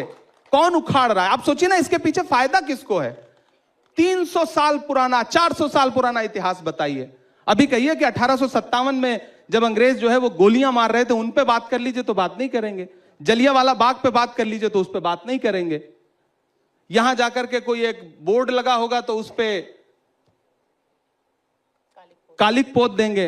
लेकिन इसी दिल्ली में बहुत सारे अंग्रेजों से जुड़े हुए स्मारक हैं, उनकी यादें हैं, उस पे एक शब्द नहीं बोलेंगे। तो ये जो राजनीति है, इसको समझिए और मतलब ऊपर वाले के लिए इस राजनीति से देश को आजाद कराइए, वरना ये राजनीति देश को बहुत खराब दिशा में ले जा रही है, अराजक बना रही है, लोगों को बहुत नुकसान हो रहा है। ये मैं पूरे देश से कहना चाहता हूं। 400-500 सालों का इतिहास सुन करके, गड़े मुर्दे उखाड़ करके, उस पर संवाद करके, उस पर बात करके क्या हासिल हो जाएगा? और बहुत महत्वपूर्ण बात, आप बहुत पढ़ी लिखी हैं, मैं भी थोड़ा बहुत पढ़ा लिखा हूं। हम इतिहास को कैसे समझें? किताबों से समझें या व्हाट्सएप यूनिवर्सिटी पे जो भाजपा का आईटी सेल भेज रहा है उसको सत्य माने? मैं यहां बैठ के टीवी 9 पे पूछना चाहता हूं। नहीं, हमें सिर्फ तथ्यों पे जाना चाहिए। तथ्यों पे जाना चाहिए। सिर्फ तथ्यों पे। तथ्य पढ़िए। हमसे कुछ पूछने के बजाय कि कौन नायक था, कौन खलनायक था, आप खुद इतिहास में ढूंढिए ना कि किसकी क्या स्थिति थी, किसके बारे में क्या लिखा है। इस पे नेताओं से आप बुलवाओगे, भारतीय जनता पार्टी फिर उस पे काउंटर करेगी। वो जैसे मुर्गा लड़ाने वाला खेल चल रहा है, फायदा कोई और उठा रहा है। मैं इस पूरे खेल के खिलाफ हूं। दरअसल मैं चूंकि शायर भी हूं, नेता बाद में हूं, तो मैं इस पूरे खेल को मैं अभी सवाल जब पूछ रहे थे विक्रांत जी रणदीप सुरजेवाला जी से, तो मैं उस समय सदन में मौजूद था जब ये सब हो रहा था।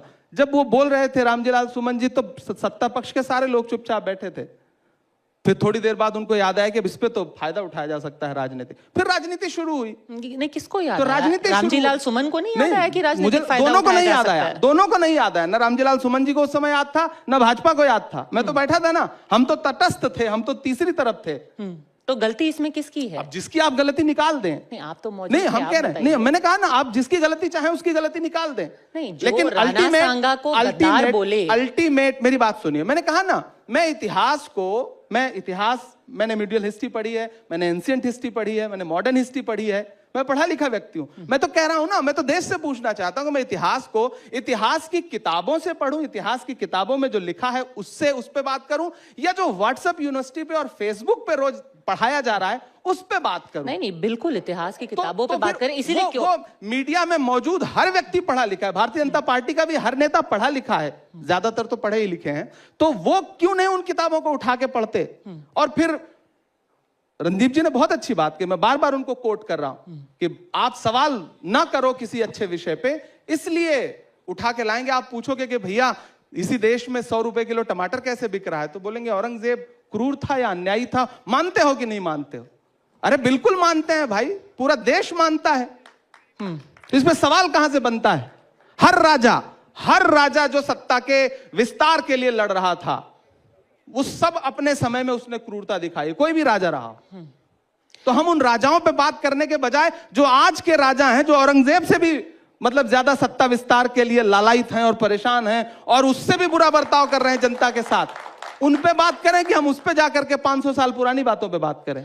सर देखिए, मीडिया हर बार जो है एक पंचिंग बैग बन जाता है। नहीं, पर बिल्कुल, मुर्गा लड़ाई आप हमेशा नेताओं को ही पंचिंग बैग बनाना चाहते हो, तो बना लो, मैं बनने के लिए तैयार हूं। मुर्गा लड़ाई, सच बात तो ये है सर, शुरू तो नेता करते हैं, अब सारी वो हल्के से नेताओं अपना की एक है। हिंट डाल देते हैं। मतलब अबू आजमी जी से भी हमने तो नहीं जब मैं बुलवाया, मंचों पे था कभी इम्तियाज सम्मेलन में, जलील को पद्मजा हमने जी, तो नहीं भेजा। जब मैं मंचों पे था तो मैं भी नेताओं पे बहुत कविताएं सुनाता था और बेचारा नेता सामने बैठ करके ताली बजाता था।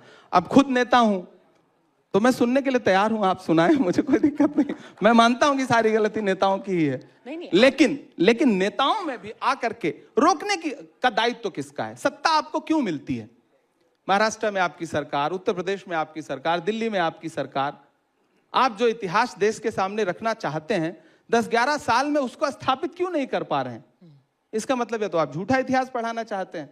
अच्छा, आप 10 लोगों को भेज करके कालिक पुतवाएंगे, उसके बाद कार्रवाई का नाटक करेंगे। ये प्रहसन चल क्यों रहा है? एक झटके में सब बदल दीजिए ना। रोज रोज ये खेल क्यों खेल रहे हैं?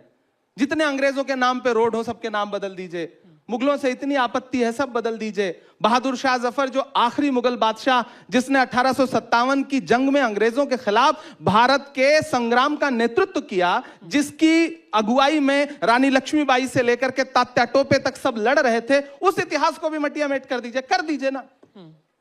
आपके हाथ में है, कर दीजिए। पर इस विषय पे एक आखिरी चीज बोलना चाहती हूँ। अभी संघ से भी ये सवाल पूछा गया था, उन्होंने कहा था कि बार बार अपनी राजनीति के लिए औरंगजेब को क्यों याद किया जाता है? यही तो मैं पूछना चाहता हूं। दारा को भी याद कर सकते हैं। अच्छी बात आपने कही। मुझे हैरत है कि भाजपा फिर संघ को क्यों नहीं मान रही आजकल, क्योंकि भाजपा के नेता पहले जिक्र नहीं करते। क्या नागपुर के अंदर औरंगजेब जिंदाबाद के नारे लगाए गए। कह रहे हैं कि महाराष्ट्र में एक और जगह थी सर, पहली बात तो जहां किसी ने व्हाट्सएप स्टेटस डाल दिया औरंगजेब पे। आपके पास ऐसा कोई विजुअल है जिसमें जिंदाबाद के नारे लगाए जा रहा हूं? मुझे सुना दें। लड़कों ने मुझे सुना दें। मैं महाराष्ट्र से सांसद हूं, निकलवा करके दिखाते हैं। मैं महाराष्ट्र से सांसद हूं, नागपुर के अंदर मैं प्रोटेस्ट महाराष्ट्र हुआ। से सांसद हूं, मुझे उस पूरे घटनाक्रम की जानकारी है। मैं पूरी जिम्मेदारी से TV9 पे कह रहा हूं कि ऐसा कोई भी विजुअल, ऐसा कोई भी ऑडियो आप सुनवा दें। ठीक है, वहां पर नारे लगे हैं, ऑन कैमरा लगे। ये झूठी बात है, निरी झूठी बात है।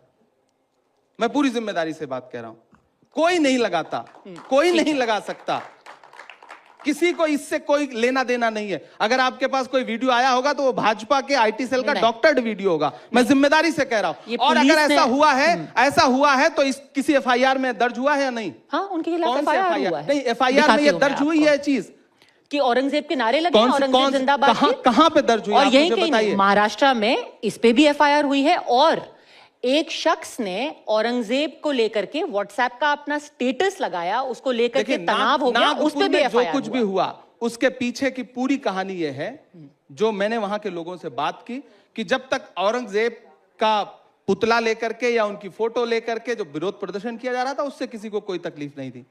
कोई एक चादर मजार से उठा करके उसको लपेट करके जब उसको जलाया गया तो एक अफवाह यह फैली कि उस पर कुरान की आयतें लिखी हुई थी। अफवाह फैली। अब मैं यहां आता हूं, दिन भर विरोध प्रदर्शन चलता रहा, प्रोटेस्ट चलता रहा, पुलिस क्या कर रही थी, लॉ एंड ऑर्डर क्या कर रहा था? उन्होंने FIR दर्ज की। FIR 12:30 बजे FIR दर्ज करने से जिम्मेदारी खत्म हो गई। आग लगी, दुकानें जली, घर जले, या फिर लोगों की गाड़ियां जली, वो शाम के 7:30 बजे शुरू हुआ। लोग जख्मी हुए। तब तक दिन भर प्रशासन क्या कर रहा था? मुख्यमंत्री का गृह क्षेत्र है, किसका फेल्योर है? मुख्यमंत्री का फेल्योर नहीं है ये। इंटेलिजेंस ब्यूरो क्या कर रही थी? LIU क्या कर रहा था?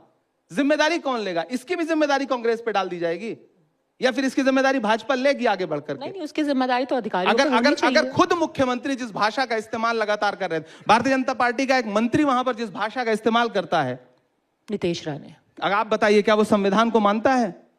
शपथ उसने संविधान की ली है ना। और वो किसी धर्म विशेष के खिलाफ, किसी वर्ग विशेष के खिलाफ अगर मतलब बहुत ही अपशब्दों का प्रयोग करती हुई टिप्पणियां करता है, तो पूरी भाजपा सो रही है, मुख्यमंत्री सो रहे हैं, प्रधानमंत्री जी सुनते नहीं हैं इन बातों को। और अगर सुनते हैं तो ऐसे लोगों पे लगाम क्यों नहीं लगाते हैं? सवाल है या नहीं?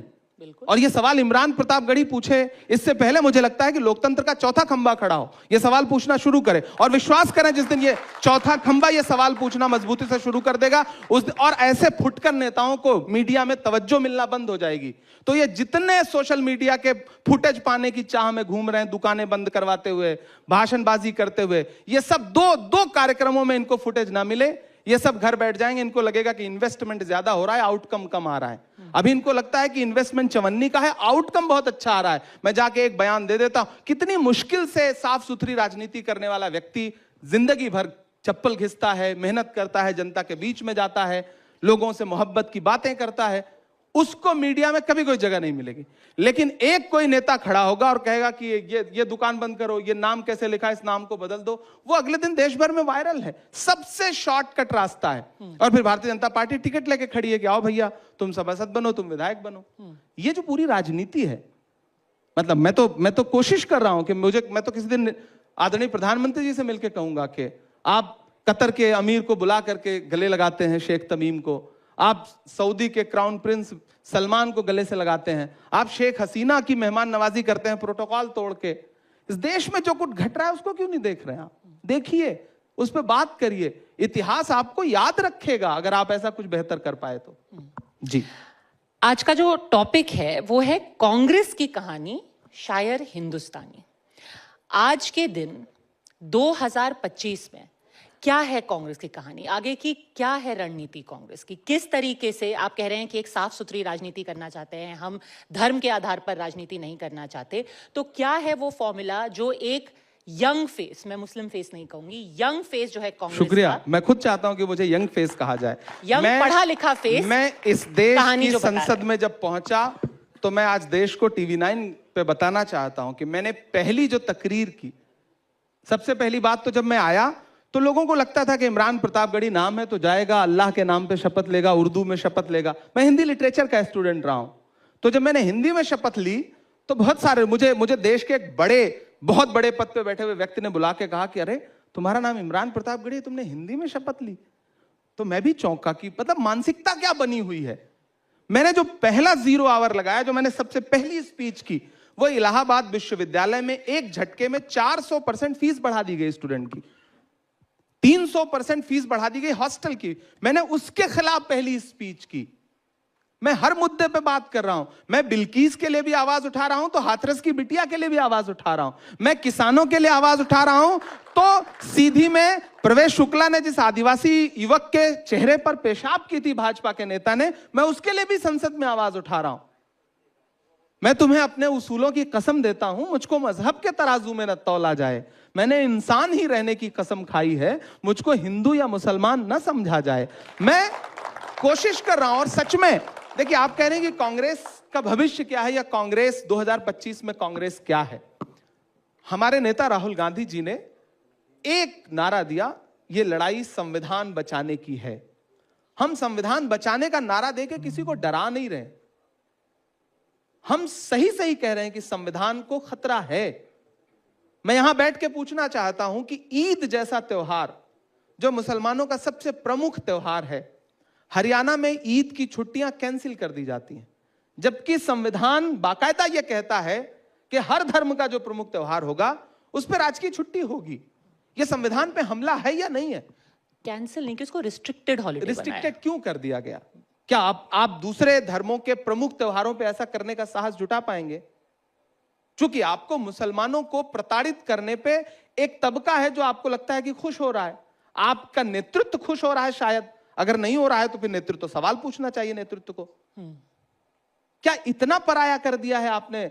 आप सौगातें मोदी यही दे रहे हैं। आप जो किट बांट रहे हैं उस किट में यह पर्ची है क्या कि ईद की छुट्टी कैंसिल कर दी जाएगी, छत पे नमाज नहीं पढ़ने दी जाएगी? क्या उस किट में ऐसा है क्या कुछ? और अगर ऐसा नहीं है तो फिर अगर कोई राज्य नेतृत्व ऐसा कर रहा है तो सवाल कौन पूछेगा? सत्ता के शीर्ष पे बैठा हुआ व्यक्ति। प्रधानमंत्री जी का दायित्व है, गृह मंत्री जी का दायित्व है, भारतीय जनता पार्टी के राष्ट्रीय अध्यक्ष का दायित्व है कि पूछें।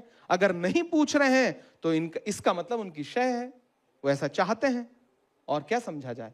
तो सारे सवाल अंततोगत्वा विपक्ष के बजाय तो सत्ता पक्ष की तरफ घूम के खड़े हो जाते हैं ना। सारे माइक का मुंह तो सत्ता पक्ष की तरफ होना चाहिए, लेकिन अफसोस हमारी तरफ है। नहीं, हमारा ही कत्ल हो रहा है, हम ही मुलजिम भी हैं, क्या बताएं, बड़ा मसला है। आपकी तरफ तो इसलिए क्योंकि हम कांग्रेस के भविष्य की बात कर रहे हैं, और देखिए, भविष्य तो आप जैसे नेता ही कांग्रेस लिखेंगे। का भविष्य पद्मजा जी वही है जो इस देश का भविष्य है। मैसेज क्या है आज कांग्रेस का देश के युवा के लिए, देश के वोटर के लिए, फर्स्ट टाइम वोटर्स के लिए? आज आपके लिए क्यों वोट किया जाए? आप किस तरीके का नैरेटिव सेट कर? आप कह रहे हैं पूरा नैरेटिव आपके खिलाफ है, आप क्या नैरेटिव सेट? हम दूरदर्शिता की बात कर रहे हैं, हम संविधान और लोकतंत्र के सच्चे मूल्यों को बचाने की बात कर रहे हैं। सुनने में थोड़ा कान से बाहर जाने वाली बात है, लेकिन एहसास होगा जब नौकरियां नहीं रह जाएंगी और आप अपने आप को बेरोजगार भी नहीं कह पाओगे, आपको आकांक्षी युवा कहा जाएगा। मतलब एक तो जख्म दिया जाएगा, फिर उस पे मरहम नहीं नमक रगड़ा जाएगा, आपको आकांक्षी युवा कहने पे मजबूर किया जाएगा। आप बेरोजगार कहोगे तो आपको कहा जाएगा कि पकौड़ा तलो, नहीं तलोगे तो सजा दी जाएगी। तो हम उसे यह एहसास दिलाना चाहते हैं। अभी आया ना कोविड शील्ड ने बाकायदा यह माना कि उनकी वैक्सीन से ब्लड में क्लॉटिंग हो सकती है, आधिकारिक तौर पे। मैंने सबसे पहले जब हार्ट अटैक से मौतें होनी शुरू हुई तो मैंने सबसे पहले स्पेशल मेंशन लगा करके यह सवाल उठाया था, जब देश में इस पे कोई बात नहीं कर रहा था। लेकिन मुझसे उस पे सवाल नहीं पूछा जाएगा। मैं चूंकि मेरा नाम इमरान है, मैं मुसलमान हूं, मैं कांग्रेस में हूं, तो मुझे टाइप्ड कर दिया जाएगा, मुझे फ्रेम में गढ़ दिया जाएगा कि नहीं आप तो इस पे बात करो। यही हम बताना चाहते हैं कि सत्ता आपको धर्म में उलझा करके आपकी रोजी रोटी, आपकी पढ़ाई, आपकी शिक्षा, आपकी दवाई सब आपसे छीन लेना चाहती है। कफन तक पर आपसे टैक्स लिया जा रहा है, पेंसिल पर, किताब पर आपसे टैक्स लिया जा रहा है। अपने मुद्दों पे मुखर होइए, खड़े होइए, सवाल पूछिए।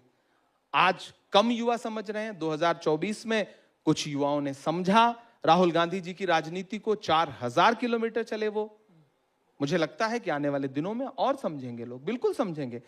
कांग्रेस का वही भविष्य है जो देश का भविष्य है, और देश का भविष्य उज्जवल है, इसमें कोई दो राय नहीं।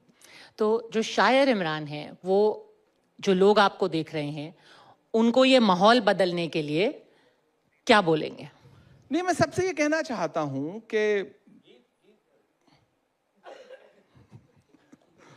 आज जो माहौल है देश का, उस माहौल को बदलने के लिए मैं फिर एक बार मैं सारे जो लोकतंत्र के सारे स्तंभ हैं, मैं सबको पुकारता हूं, और मैं फिर कहता हूं कि उसमें चौथे स्तंभ की भूमिका बहुत बड़ी है। चूंकि मैंने जर्नलिज्म की पढ़ाई की है, इसलिए भी ये बात कह रहा हूं। मैं शायर भी हूं, अगर करता तो पत्रकारिता भी कर सकता था, राजनीति में आ गया। तो मुझे लगता है कि तमाम चीजों का सम्मिश्रण देखते हुए मैं ये कह सकता हूं कि ये नफरत का माहौल बदला जाना चाहिए। आपके बुनियादी सवाल हटाए जा रहे हैं। मैं फिर राजेश रेड्डी का एक शेर कोट करूंगा। उनका एक बहुत अच्छा शेर है कि देर तक हंसते रहे आलम पनाह, डर के मारे मस्खरे रोने लगे। तो जो हो रहा है देश में ना, जो दिखाया जा रहा है, नीचे जो सांसद बैठे हैं, जो विधायक बैठे हैं, बेचारे ऊपर से एक आदेश पारित होता है या एक लहजा बदलता है या एक रुख बदलता है, और नीचे बस वही सब चिल्लाना शुरू कर देते हैं। विवेक का इस्तेमाल करिए, राजनीति करिए। अब तो आप सत्ता में हैं, 5 साल आपको कोई नहीं हटा ले रहा है। अगर नीतीश जी और चंद्रबाबू नायडू जी सही रहे तो आपकी कुर्सी नहीं जा रही है, तो कम से कम तब तक तो देश को सुकून से जीने दीजिए, सुकून से चलने दीजिए देश को। हर दिन वही फालतू के मुद्दे उखाड़ करके आप नहीं चाहते कि कोई सवाल करे, कोई सवाल पूछे कि 58 रुपए का जो डॉलर था वो आज जो है वो 85 से 87 के बीच में जूझ रहा है। ऊपर कहीं सुषमा स्वराज जी की आत्मा जो है वो पूछ रही होगी कि जब रुपए के मुकाबले डॉलर बढ़ता है और डॉलर के मुकाबले रुपया गिरता है तो देश की प्रतिष्ठा गिरती है। अब प्रतिष्ठा ही नहीं गिरती, कोई सवाल ही नहीं करता। तब तो बड़े बड़े कार्यक्रम चलाए जाते थे इस पे। तो मुझे लगता है कि देश के हर युवा तक ये बात, जाति, धर्म, नफरत, इन सब से बाज आइए, मोहब्बत से बात करिए। जो ये माने बैठा है वो भारत भाग्य विधाता है, जिसको लगता है उसकी मुट्ठी में भारत माता है, जिसको मेरा होना फूटी आंख नहीं सुहाता है, उससे कहो भारत से मेरा मां बेटे का नाता है। आपको आपका ही एक शेर का एक अंश कोट करूंगी, जहां आपने कहा कि एक नया गांधी बनाऊंगा। पर हाँ। क्या इतना आसान है नया गांधी बना देना? नया गांधी बनाना, देखिए मैंने अभी एक इंटरव्यू में इस पे बहुत अच्छी बात कही थी। जब मैं ये कहता हूं कि जो हर जालिम से टकराएगी वो आंधी बनाऊंगा, नए अंग्रेज आए हैं नया गांधी बनाऊंगा, तो दरअसल मैं नया गांधी बनाने की बात नहीं कर रहा हूं। गांधी तो राहुल हैं ही, मैं नए अंग्रेजों को एड्रेस कर रहा हूं। मैं उनसे बता रहा हूं कि आप नए अंग्रेजों की तरह व्यवहार कर रहे हैं। गांधी तो है ही देश के पास, और गांधी ही आखिरी विकल्प है इस देश के लिए। मैं फिर देश से कह रहा हूं, आखिरी विकल्प गांधी का ही रास्ता है। चाहे जो चले, चाहे उस रास्ते पे राहुल गांधी जी चले या कोई और चले, लेकिन आखिरी विकल्प देश के लिए गांधी का ही रास्ता है। आप नफरत के रास्ते पे देश को आगे नहीं ले जा सकते। नफरत की उम्र बहुत छोटी होती है। और यहां बैठ के फिर कह रहा हूं ये बात मैं टीवी 9 पे, एक जिम्मेदार चैनल पे, कि ये जो 20 साल, 25 साल, 30 साल का शासनकाल है ना, ये इतिहास का जब एक पन्ना पलटता है ना, तो एक पैराग्राफ में खत्म हो जाएगा। जिन्होंने 50-50 साल हुकूमत की, 100-100 साल हुकूमत की, एक पन्ने में पलट दीजिए तो फिर अगला शासनकाल आ जाता है, अगला शासक वर्ग आ जाता है। तो ये जो 10 साल, 15 साल, 20 साल, इससे ज्यादा लोकतंत्र में कोई नहीं रह रहा है। पर ये तो इनको ये समझना पड़ेगा कि देश यहीं रह जाएगा, सत्ता आती जाती रहती है, लेकिन ऐसा मत करके जाइए कि आने वाली पीढ़ियां जब, जैसे आज इतिहास को पलट रही हैं, तो क्रूर शासकों के बारे में जो आक्षेप लग रहे हैं, ऐसे ही आक्षेप आने वाले 50 साल बाद आपके ऊपर लगे। ऐसा मत करिए। पर आप जब नए गांधी की बात कर रहे हैं और आपने कहा कि राहुल जी भी गांधी हैं ही, महात्मा गांधी तो एक विचार है, वो सिर्फ एक शख्सियत नहीं है, और उनको तो हर कोई मानता है। आज सुबह सुनील आंबेडकर जी थे यहाँ पर संघ से, और उन्होंने कहा हाँ हम भी मानते हैं कि गांधी जी महात्मा हैं। और उनको ये कह देना कि सिर्फ एक व्यक्तित्व तक ही वो सीमित हैं, या अब राहुल जी ही गांधी हैं, सिर्फ एक सरनेम तक सीमित हो गए। पद्मजा जी, कोई भी विचार एक दिन में थोड़ी बनता है। विचारधारा तो महात्मा गांधी जी भी पहले एक शख्स थे, अकेले चले ना, और उसके बाद पूरा देश पीछे चल पड़ा, फिर एक विचार बन गए वो। आज राहुल गांधी, आपको मैं नहीं कह रहा हूं कि राहुल गांधी अकेले कोई विचार हैं। राहुल गांधी महात्मा गांधी की विचारधारा का अनुसरण कर रहे हैं। विचार तो ऑलरेडी मौजूद है, और वो विचार राहुल गांधी का विचार नहीं, वो महात्मा गांधी का विचार है, वो पंडित नेहरू का समावेशी विचार है, वो मौलाना आजाद का विचार है, वो डॉक्टर बाबा साहब अंबेडकर का विचार है। जिस विचार को लेकर के एक व्यक्ति खड़ा है, संघ ये कहता है कि महात्मा महात्मा है, लेकिन महात्मा की हत्या को हत्या नहीं मानता, वध बोलता है। तो उस शब्दों के खेल को समझिए ना, कि जब दुनिया के किसी भी देश में जाएंगे, एक कोई प्रतिमा अगर भारत के किसी व्यक्ति की मिलेगी तो महात्मा गांधी की मिलेगी, तो वहां जाकर के आपको शीश तो झुकाना ही है। लेकिन फिर मन में, फिर अगर गोडसे के लिए रत्ती भर भी आपके मन में श्रद्धा भाव है, तो फिर ये तो बहुत शर्मनाक है ना। आप भारत जोड़ो यात्रा का जो संदेश था, उसको अगर आपको कन्वे करना होता अपने शब्दों में, तो आप क्या कहेंगे? क्या है उस यात्रा का संदेश? मैं, देखिए, मैंने तो उस यात्रा से ही ये शेर निकला था जो अभी आपने पढ़ा था, कि जो हर जालिम से टकराएगी वो आंधी बनाऊंगा, नए अंग्रेज आए हैं नया गांधी बनाऊंगा। दरअसल राहुल गांधी जी जब उस यात्रा पर निकले ना, तो मेरे लिए भी बहुत अचंभित करने वाली बात थी।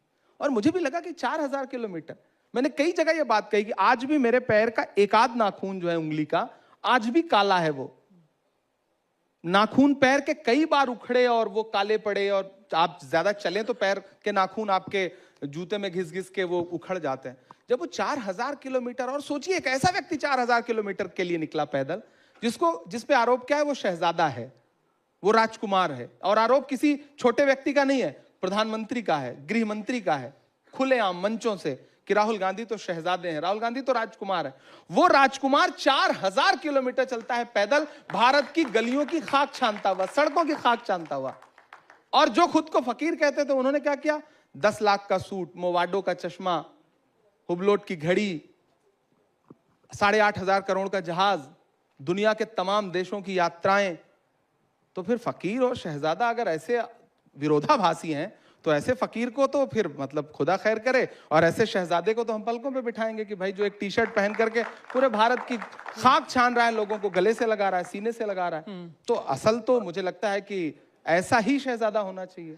लेकिन इस विमर्श में अगर हम जाएंगे तो फिर वहां पे भी वो मीम बनाएंगे, वो जूतों का बताएंगे कि ये 10,000 का जूता है और ये शर्ट इतने की है, तो ये वो भी तो झूठ बोलते हैं ना। अभी वही जूता पहन के रणदीप भाई भी बैठे थे, आप अपने विजुअल उठा के देख लीजिए। जो जूता राहुल गांधी जी पहनते हैं वही जूता जिसको भारतीय जनता पार्टी का IT सेल 2.5 लाख रुपए का बताता है, वो सेलेक्ट सिटी वॉक में 17,000 रुपए का है। एक दिन मैं भी खरीदने गया था, मुझे कंफर्टेबल नहीं लगा तो मैंने नहीं खरीदा। ठीक है, सही से बता रहा हूं, मैं उस ब्रांड का नाम नहीं ले रहा हूं, नहीं उसका विज्ञापन हो जाएगा। देखिए अब अलग अलग नेताओं का कौन क्या पहनता है ये तो सबको आजादी है, कोई कुछ भी पहने। नहीं, मैं उस झूठ की बात कर रहा हूं ना कि बीजेपी का IT सेल कैसा झूठ। राहुल गांधी की टी शर्ट, अगर वो ठंडी में टी शर्ट पहन के चल रहे हैं तो मतलब मीम बन रहा है उस पे। अरे भाई, एक व्यक्ति अगर 50 साल से ज्यादा उसकी उम्र है, वो इतना फिट है, इतना युवा है, मैं भी उनके साथ चलता था, मुझे ठंड लगती थी, मैं तो जैकेट पहन लेता था, हम सारे लोग जैकेट पहने रहते थे। वो आदमी फिट है तो उसकी फिटनेस की तारीफ करने के बजाय आप उस पर मीम बनाओगे।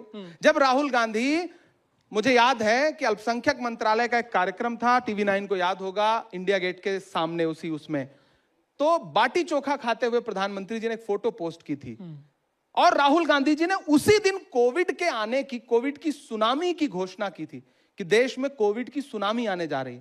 तब मेरा ख्याल है 6-7 महीने बाकी थे, और मोदी जी बाटी चोखा खाते रहे। फिर जो बेचारे बाटी चोखा खाने वाले थे उनको ऐसी सड़कों पे दौड़ाया है पैदल कि बिहार तक वो ऐसी अवस्था में गए हैं कि पूरा देश रोया। लेकिन राहुल गांधी की जो घोषणा थी, जो दूरदर्शिता थी, उस पर मीम बनते रहे, और बाद में पूरे देश ने कहा कि राहुल गांधी सही थे।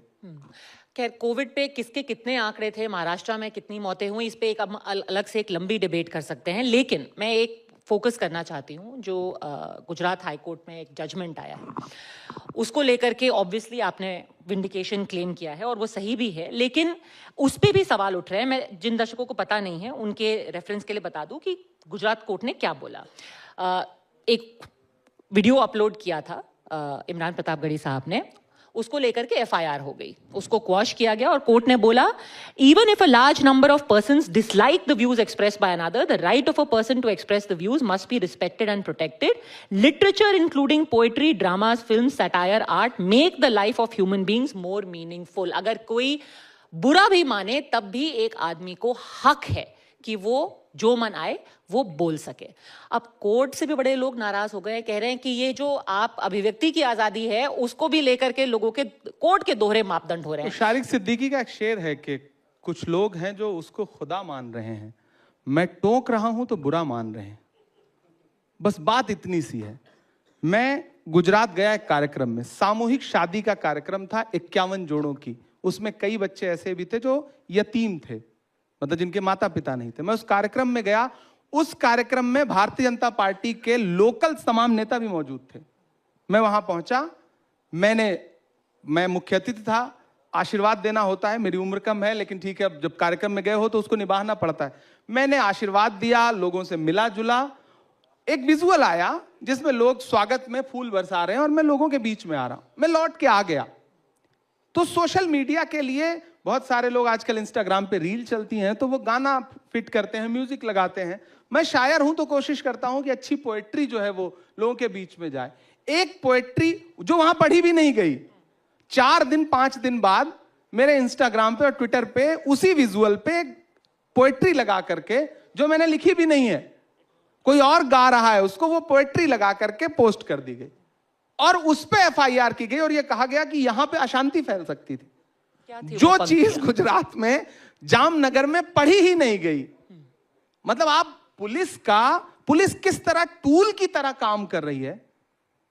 और मुझे तो हैरत होती है. मैं तो मतलब कई राज्यों के मुख्यमंत्रियों को, भारतीय जनता पार्टी शासित जो राज्य हैं, मैं तो चाहता हूं कि उनको थोड़ा, उनके यहां कुछ आर्ट और लिटरेचर से जुड़े हुए लोग भर्ती किए जाएं.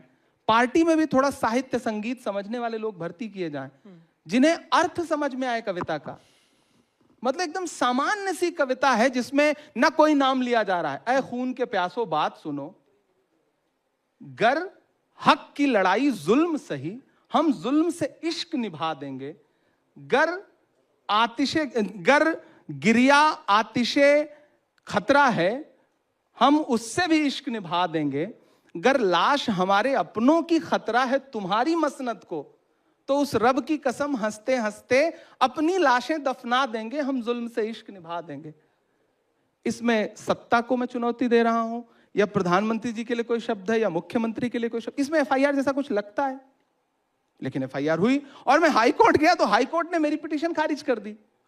फिर मजबूरन मैं सांसद हूं, मेरे जैसे व्यक्ति को अगर न्याय पाने के लिए देश की सुप्रीम अदालत तक आना पड़ता है, तो आप बताइए इस देश में कितने आम लोग हैं जिनके ऊपर पुलिस प्रताड़ना के हजारों केसेस दर्ज हैं और उस पर कोई बात तक नहीं कर रहा है, उनके पास वकील करने का पैसा नहीं है। इस पे सच में देश में बड़ी बहस की जरूरत है। और जिस दिन मुझे देश की पार्लियामेंट में मौका मिला, मैं पार्लियामेंट में इस मुद्दे को बहुत मुखरता से उठाऊंगा। और मेरा मानना है कि इस देश में पुलिस रिफॉर्म पे एक बहुत बड़ी डिबेट होनी चाहिए, जरूरत है इस चीज की। पर इमरान साहब,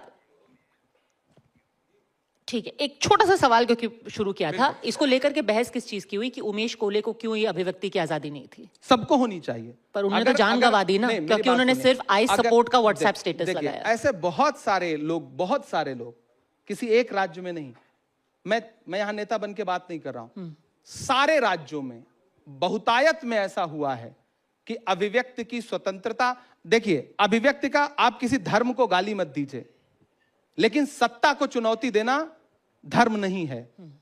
और सत्ता और सत्ताधीश का मतलब ना वो किसी धर्म का देवदूत है ना पैगंबर है। सत्ता के शीर्ष पे बैठे हुए हर व्यक्ति को हर दौर में चुनौती दी जाएगी, हर दौर में बोला जाएगा, हर दौर में उसकी आलोचना की जाएगी। अभिव्यक्ति की आजादी के मायने ये हैं, और इसमें अगर कोई भी सरकार किसी को प्रताड़ित कर रही है तो मुझे लगता है कि वो गलत है। वो किसी की भी सरकार हो, वो मेरी भी हो या भारतीय जनता पार्टी की हो, लेकिन पिछले 10 साल में जितने केसेस आपको दिखेंगे, चाहे वो साहित्यकार हो, चित्रकार हो, कलाकार हो, कॉमेडियन हो या फिर पत्रकार हो, मैं पत्रकारों की भी बात करूंगा। मिड डे मील की खबर चलाने वाला मिर्जापुर का वो पत्रकार जेल काट के लौटा।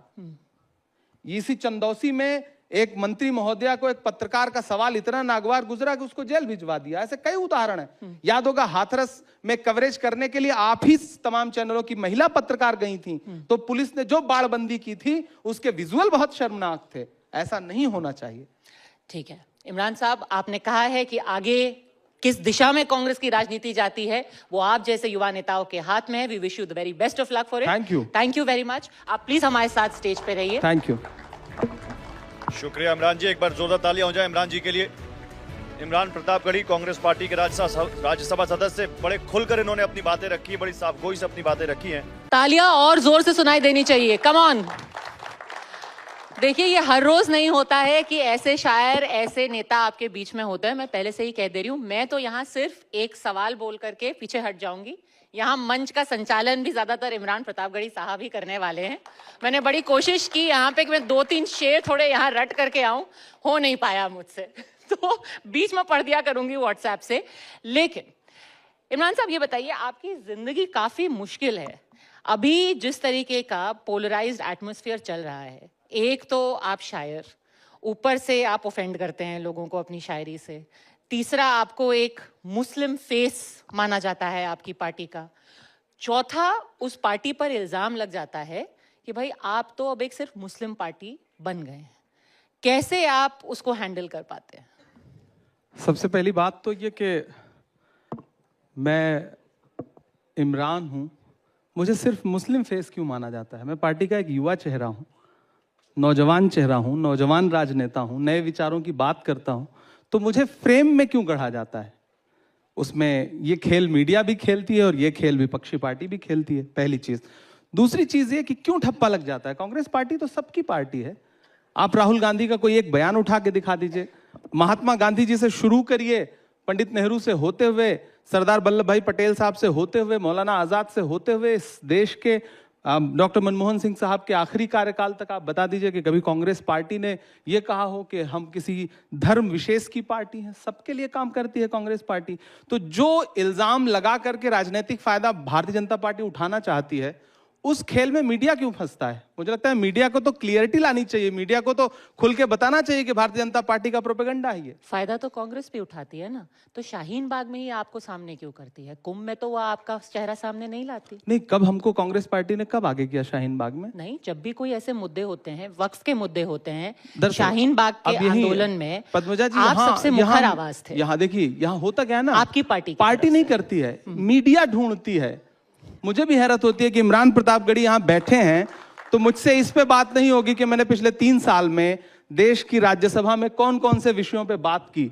मुझसे बात होगी कि इमरान प्रतापगढ़ी आप तो मुस्लिम फेस हैं, इमरान प्रतापगढ़ी आप तो शाहीन बाग में खड़े थे। आप, मैं इलाहाबाद विश्वविद्यालय का पढ़ा हूं, मैं संगम के किनारे पला बढ़ा हूं, मुझसे ज्यादा कुंभ शायद किसी ने देखे हो। तो मैं तो इलाहाबाद की मिट्टी का हूं, मैंने कुंभ को बसते हुए देखा है, उस मेले को। और हम सारे लोग वहां, आज राजनीति हो रही है, वरना इससे पहले तो जितनी बार भी कुंभ का मेला लगता रहा है, क्या हिंदू, क्या मुसलमान, क्या सिख, क्या ईसाई, इलाहाबाद में रहने वाला हर व्यक्ति उसे अपना मेला समझता रहा। और इस बार भी तमाम नफरतें उस वक्त हारी कि जब सारी व्यवस्था जो है वो चौपट हो गई, लोग परेशान रहे। भगदड़ के बाद देखिए मस्जिदों के दरवाजे खुले, कौन हिंदू था कौन मुसलमान था, सबने एक दूसरे के लिए अपने दिल खोल दिए। तो हिंदू मुसलमान तो रह ही नहीं गया वहां पर। ये तो जबरदस्ती का बनाया हुआ एक नैरेटिव है जो भारतीय जनता पार्टी को सूट करता है, सरकारों को सूट करता है। लेकिन ये बात भी सच है कि कांग्रेस, आपको लगता नहीं है कि जैसे आपने कुंभ की बात कर ली और आपने कहा कि क्यों ये एक गलत धारणा बनाती है, ये सब मीडिया की गलती है। सर, सॉरी टू से, पिछले हफ्ते आपने इफ्तार की पार्टी रखी, वहां राहुल गांधी जी गए और क्या तुलना की गई?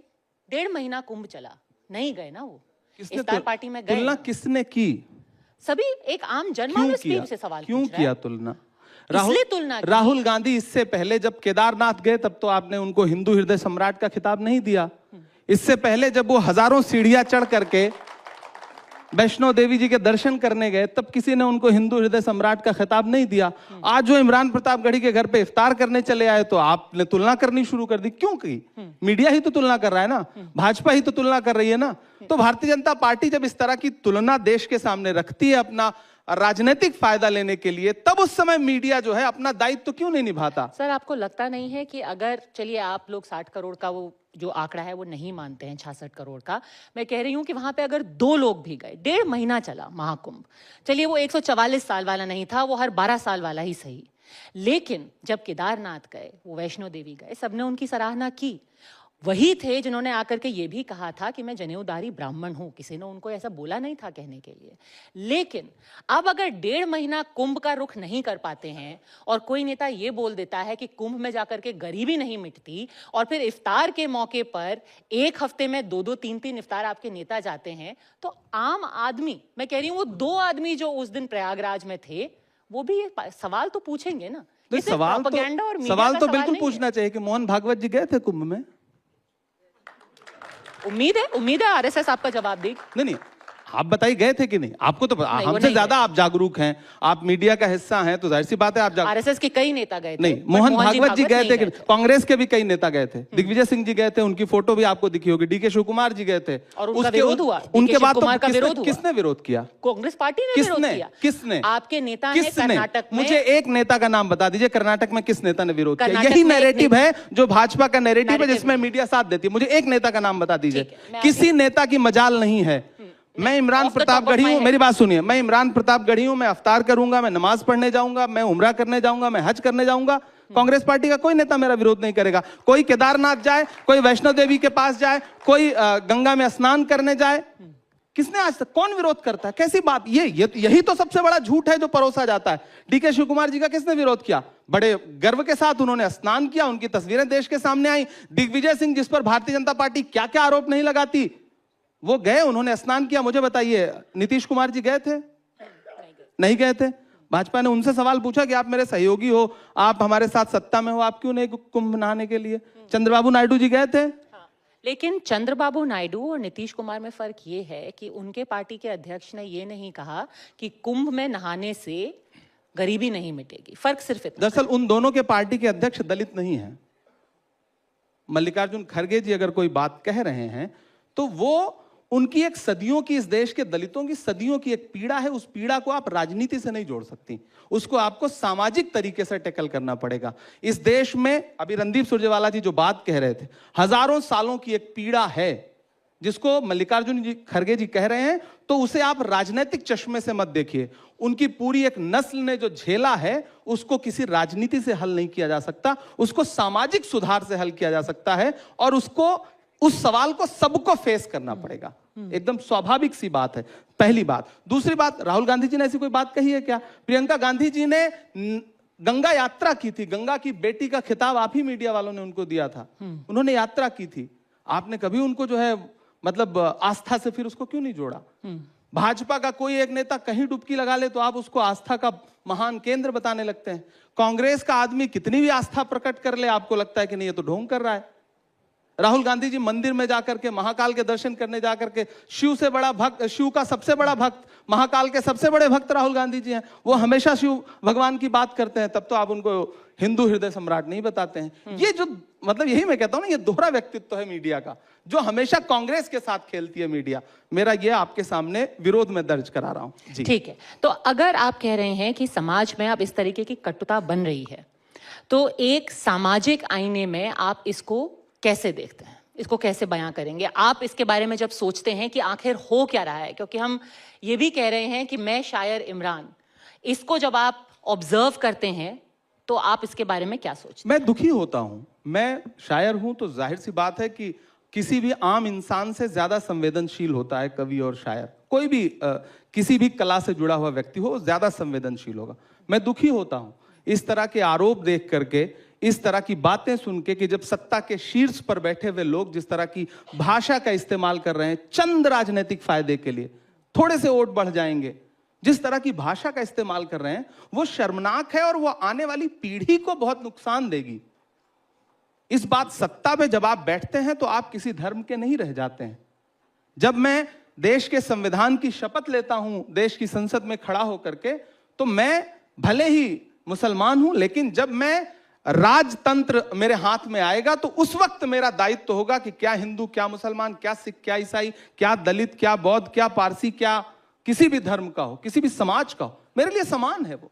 मैं उसके लिए, मैं अपनी व्यक्तिगत आस्था में किसी चीज को चुन सकता हूं, लेकिन देश का कोई धर्म नहीं है। देश का सिर्फ एक धर्म है, डॉक्टर बाबा साहब अंबेडकर की लिखी हुई किताब देश संविधान से चलेगा, जिसकी बात राहुल गांधी जी करते हैं। तो इसे धर्म के चश्मे से ना देखिए, बिल्कुल मत देखिए। मैं पूरे देश से यह कहना चाहता हूं।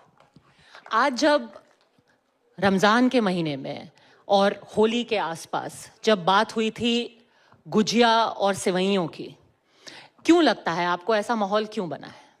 बनाया गया और है। इसको बनाया गया है, बदला कैसे जा सकता? बनाया गया है। विक्रांत भाई हैं, आपके संवाददाता हैं, वो मेरे यहाँ सेवई खाते हैं, मुझे बुलाते नहीं, वरना मैं इनके यहाँ गुजिया भी खाने जाऊंगा। ये बुलाएं मुझे, मैं बिल्कुल खाऊंगा। ये तो बनाया गया है ना, ये तो सत्ता को फायदा दे रहा है, इसलिए सत्ता के इशारे पर उनके अपने लोग इस तरह की भाषा बोल रहे हैं। और अफसोस ये है कि अब अधिकारी भी वो भाषा बोलने लगे जो राजनेता बोलते थे, और उन पे कोई अंकुश नहीं लगाया जा रहा है। इस देश के संविधान को हर दिन कमजोर किया जा रहा है। नई पीढ़ी को इस तरह के बयान सुन के हो सकता है कि कहीं थोड़ा सा रोमांच आता हो, लेकिन वर्दी का कोई धर्म नहीं होता है। वर्दी का सिर्फ एक धर्म है, देश में एकता, अखंडता, उसकी एकजुटता, संविधान के प्रति संकल्प, सिर्फ एक धर्म है वर्दी का। अगर कोई अधिकारी उसका पालन नहीं कर रहा है तो उसके खिलाफ सरकार क्या कार्रवाई कर रही है, सरकार बताए। मुझे लगता है यह सवाल इमरान से नहीं पूछा जाना चाहिए, यह सवाल भारतीय जनता पार्टी के सत्ता में बैठे हुए नेताओं से पूछा जाना चाहिए, यह सवाल जगत प्रकाश नड्डा जी से पूछा जाना चाहिए। अगर अभी वो सीओ संभल के अनुज चौधरी आपको सुन रहे हैं, आप क्या बोलेंगे उनको? नहीं, मैं उनको कुछ नहीं बोलूंगा, मैं तो नड्डा जी से कहूंगा, मोदी जी से कहूंगा। क्या कहें? मुझे पता है वो तो छोटे से मोहरे हैं, कोई भी अधिकारी छोटा सा मोहरा है। वो एक दिन लखनऊ से फोन चला जाए, उसके बाद वो, आपको लगता है कुछ बोलेगा? वो नहीं बोलेगा। लखनऊ से फोन नहीं जा रहा है, बल्कि संबल दिया जा रहा है, ताकत दी जा रही है।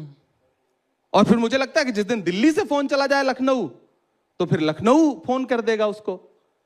यह कब होगा? मैं इसी बात को तो देश की संसद में हर बार उठाता हूं कि ये जो भाषा बोली जा रही है देश में, ये बुलवाई जा रही है। ऐसे ही नहीं, इससे पहले भी तो ईद आती थी, इससे पहले भी तो होली आती थी, इससे पहले भी तो अलविदा होता था, जुमे की नमाज होती थी। इससे पहले कोई अधिकारी इस तरह की भाषा क्यों नहीं बोलता था? और अगर आज बोल रहा है तो उसका जिम्मेदार कौन है? जिम्मेदारी क्या दोनों तरफ की नहीं होती है? क्योंकि कहते हैं कि ताली एक हाथ से नहीं बजती। अगर आप कह रहे हैं कि माहौल खराब हो रहा है, माहौल तो तब भी खराब होता है अगर कोई औरंगजेब का महिमा मंडन करने लगता है। और आप कह रहे कि ठीक है ये डिस्ट्रैक्शन है, मीडिया की गलती है। मीडिया तो किसी के मुंह में उंगली डाल करके नहीं कह रही है कि आप औरंगजेब को कहिए कि वो बहुत महान नेता थे, बहुत महान नायक थे। कौन बता या रहा है कोई महान? ये भी नहीं कह रहा कौन सर। बता रहा है मैं महान? जिम्मेदारी से ये कहना कौन चाहती बता हूँ। रहा है महान? मैं जानना चाहता हूँ उस व्यक्ति अबू का आजमी नाम। ने? क्या बताया अबू उन्होंने? आजमी ने क्या बताया उन्होंने? उन्होंने कहा कि वो भी एक महान नायक, एक उनका एग्जैक्ट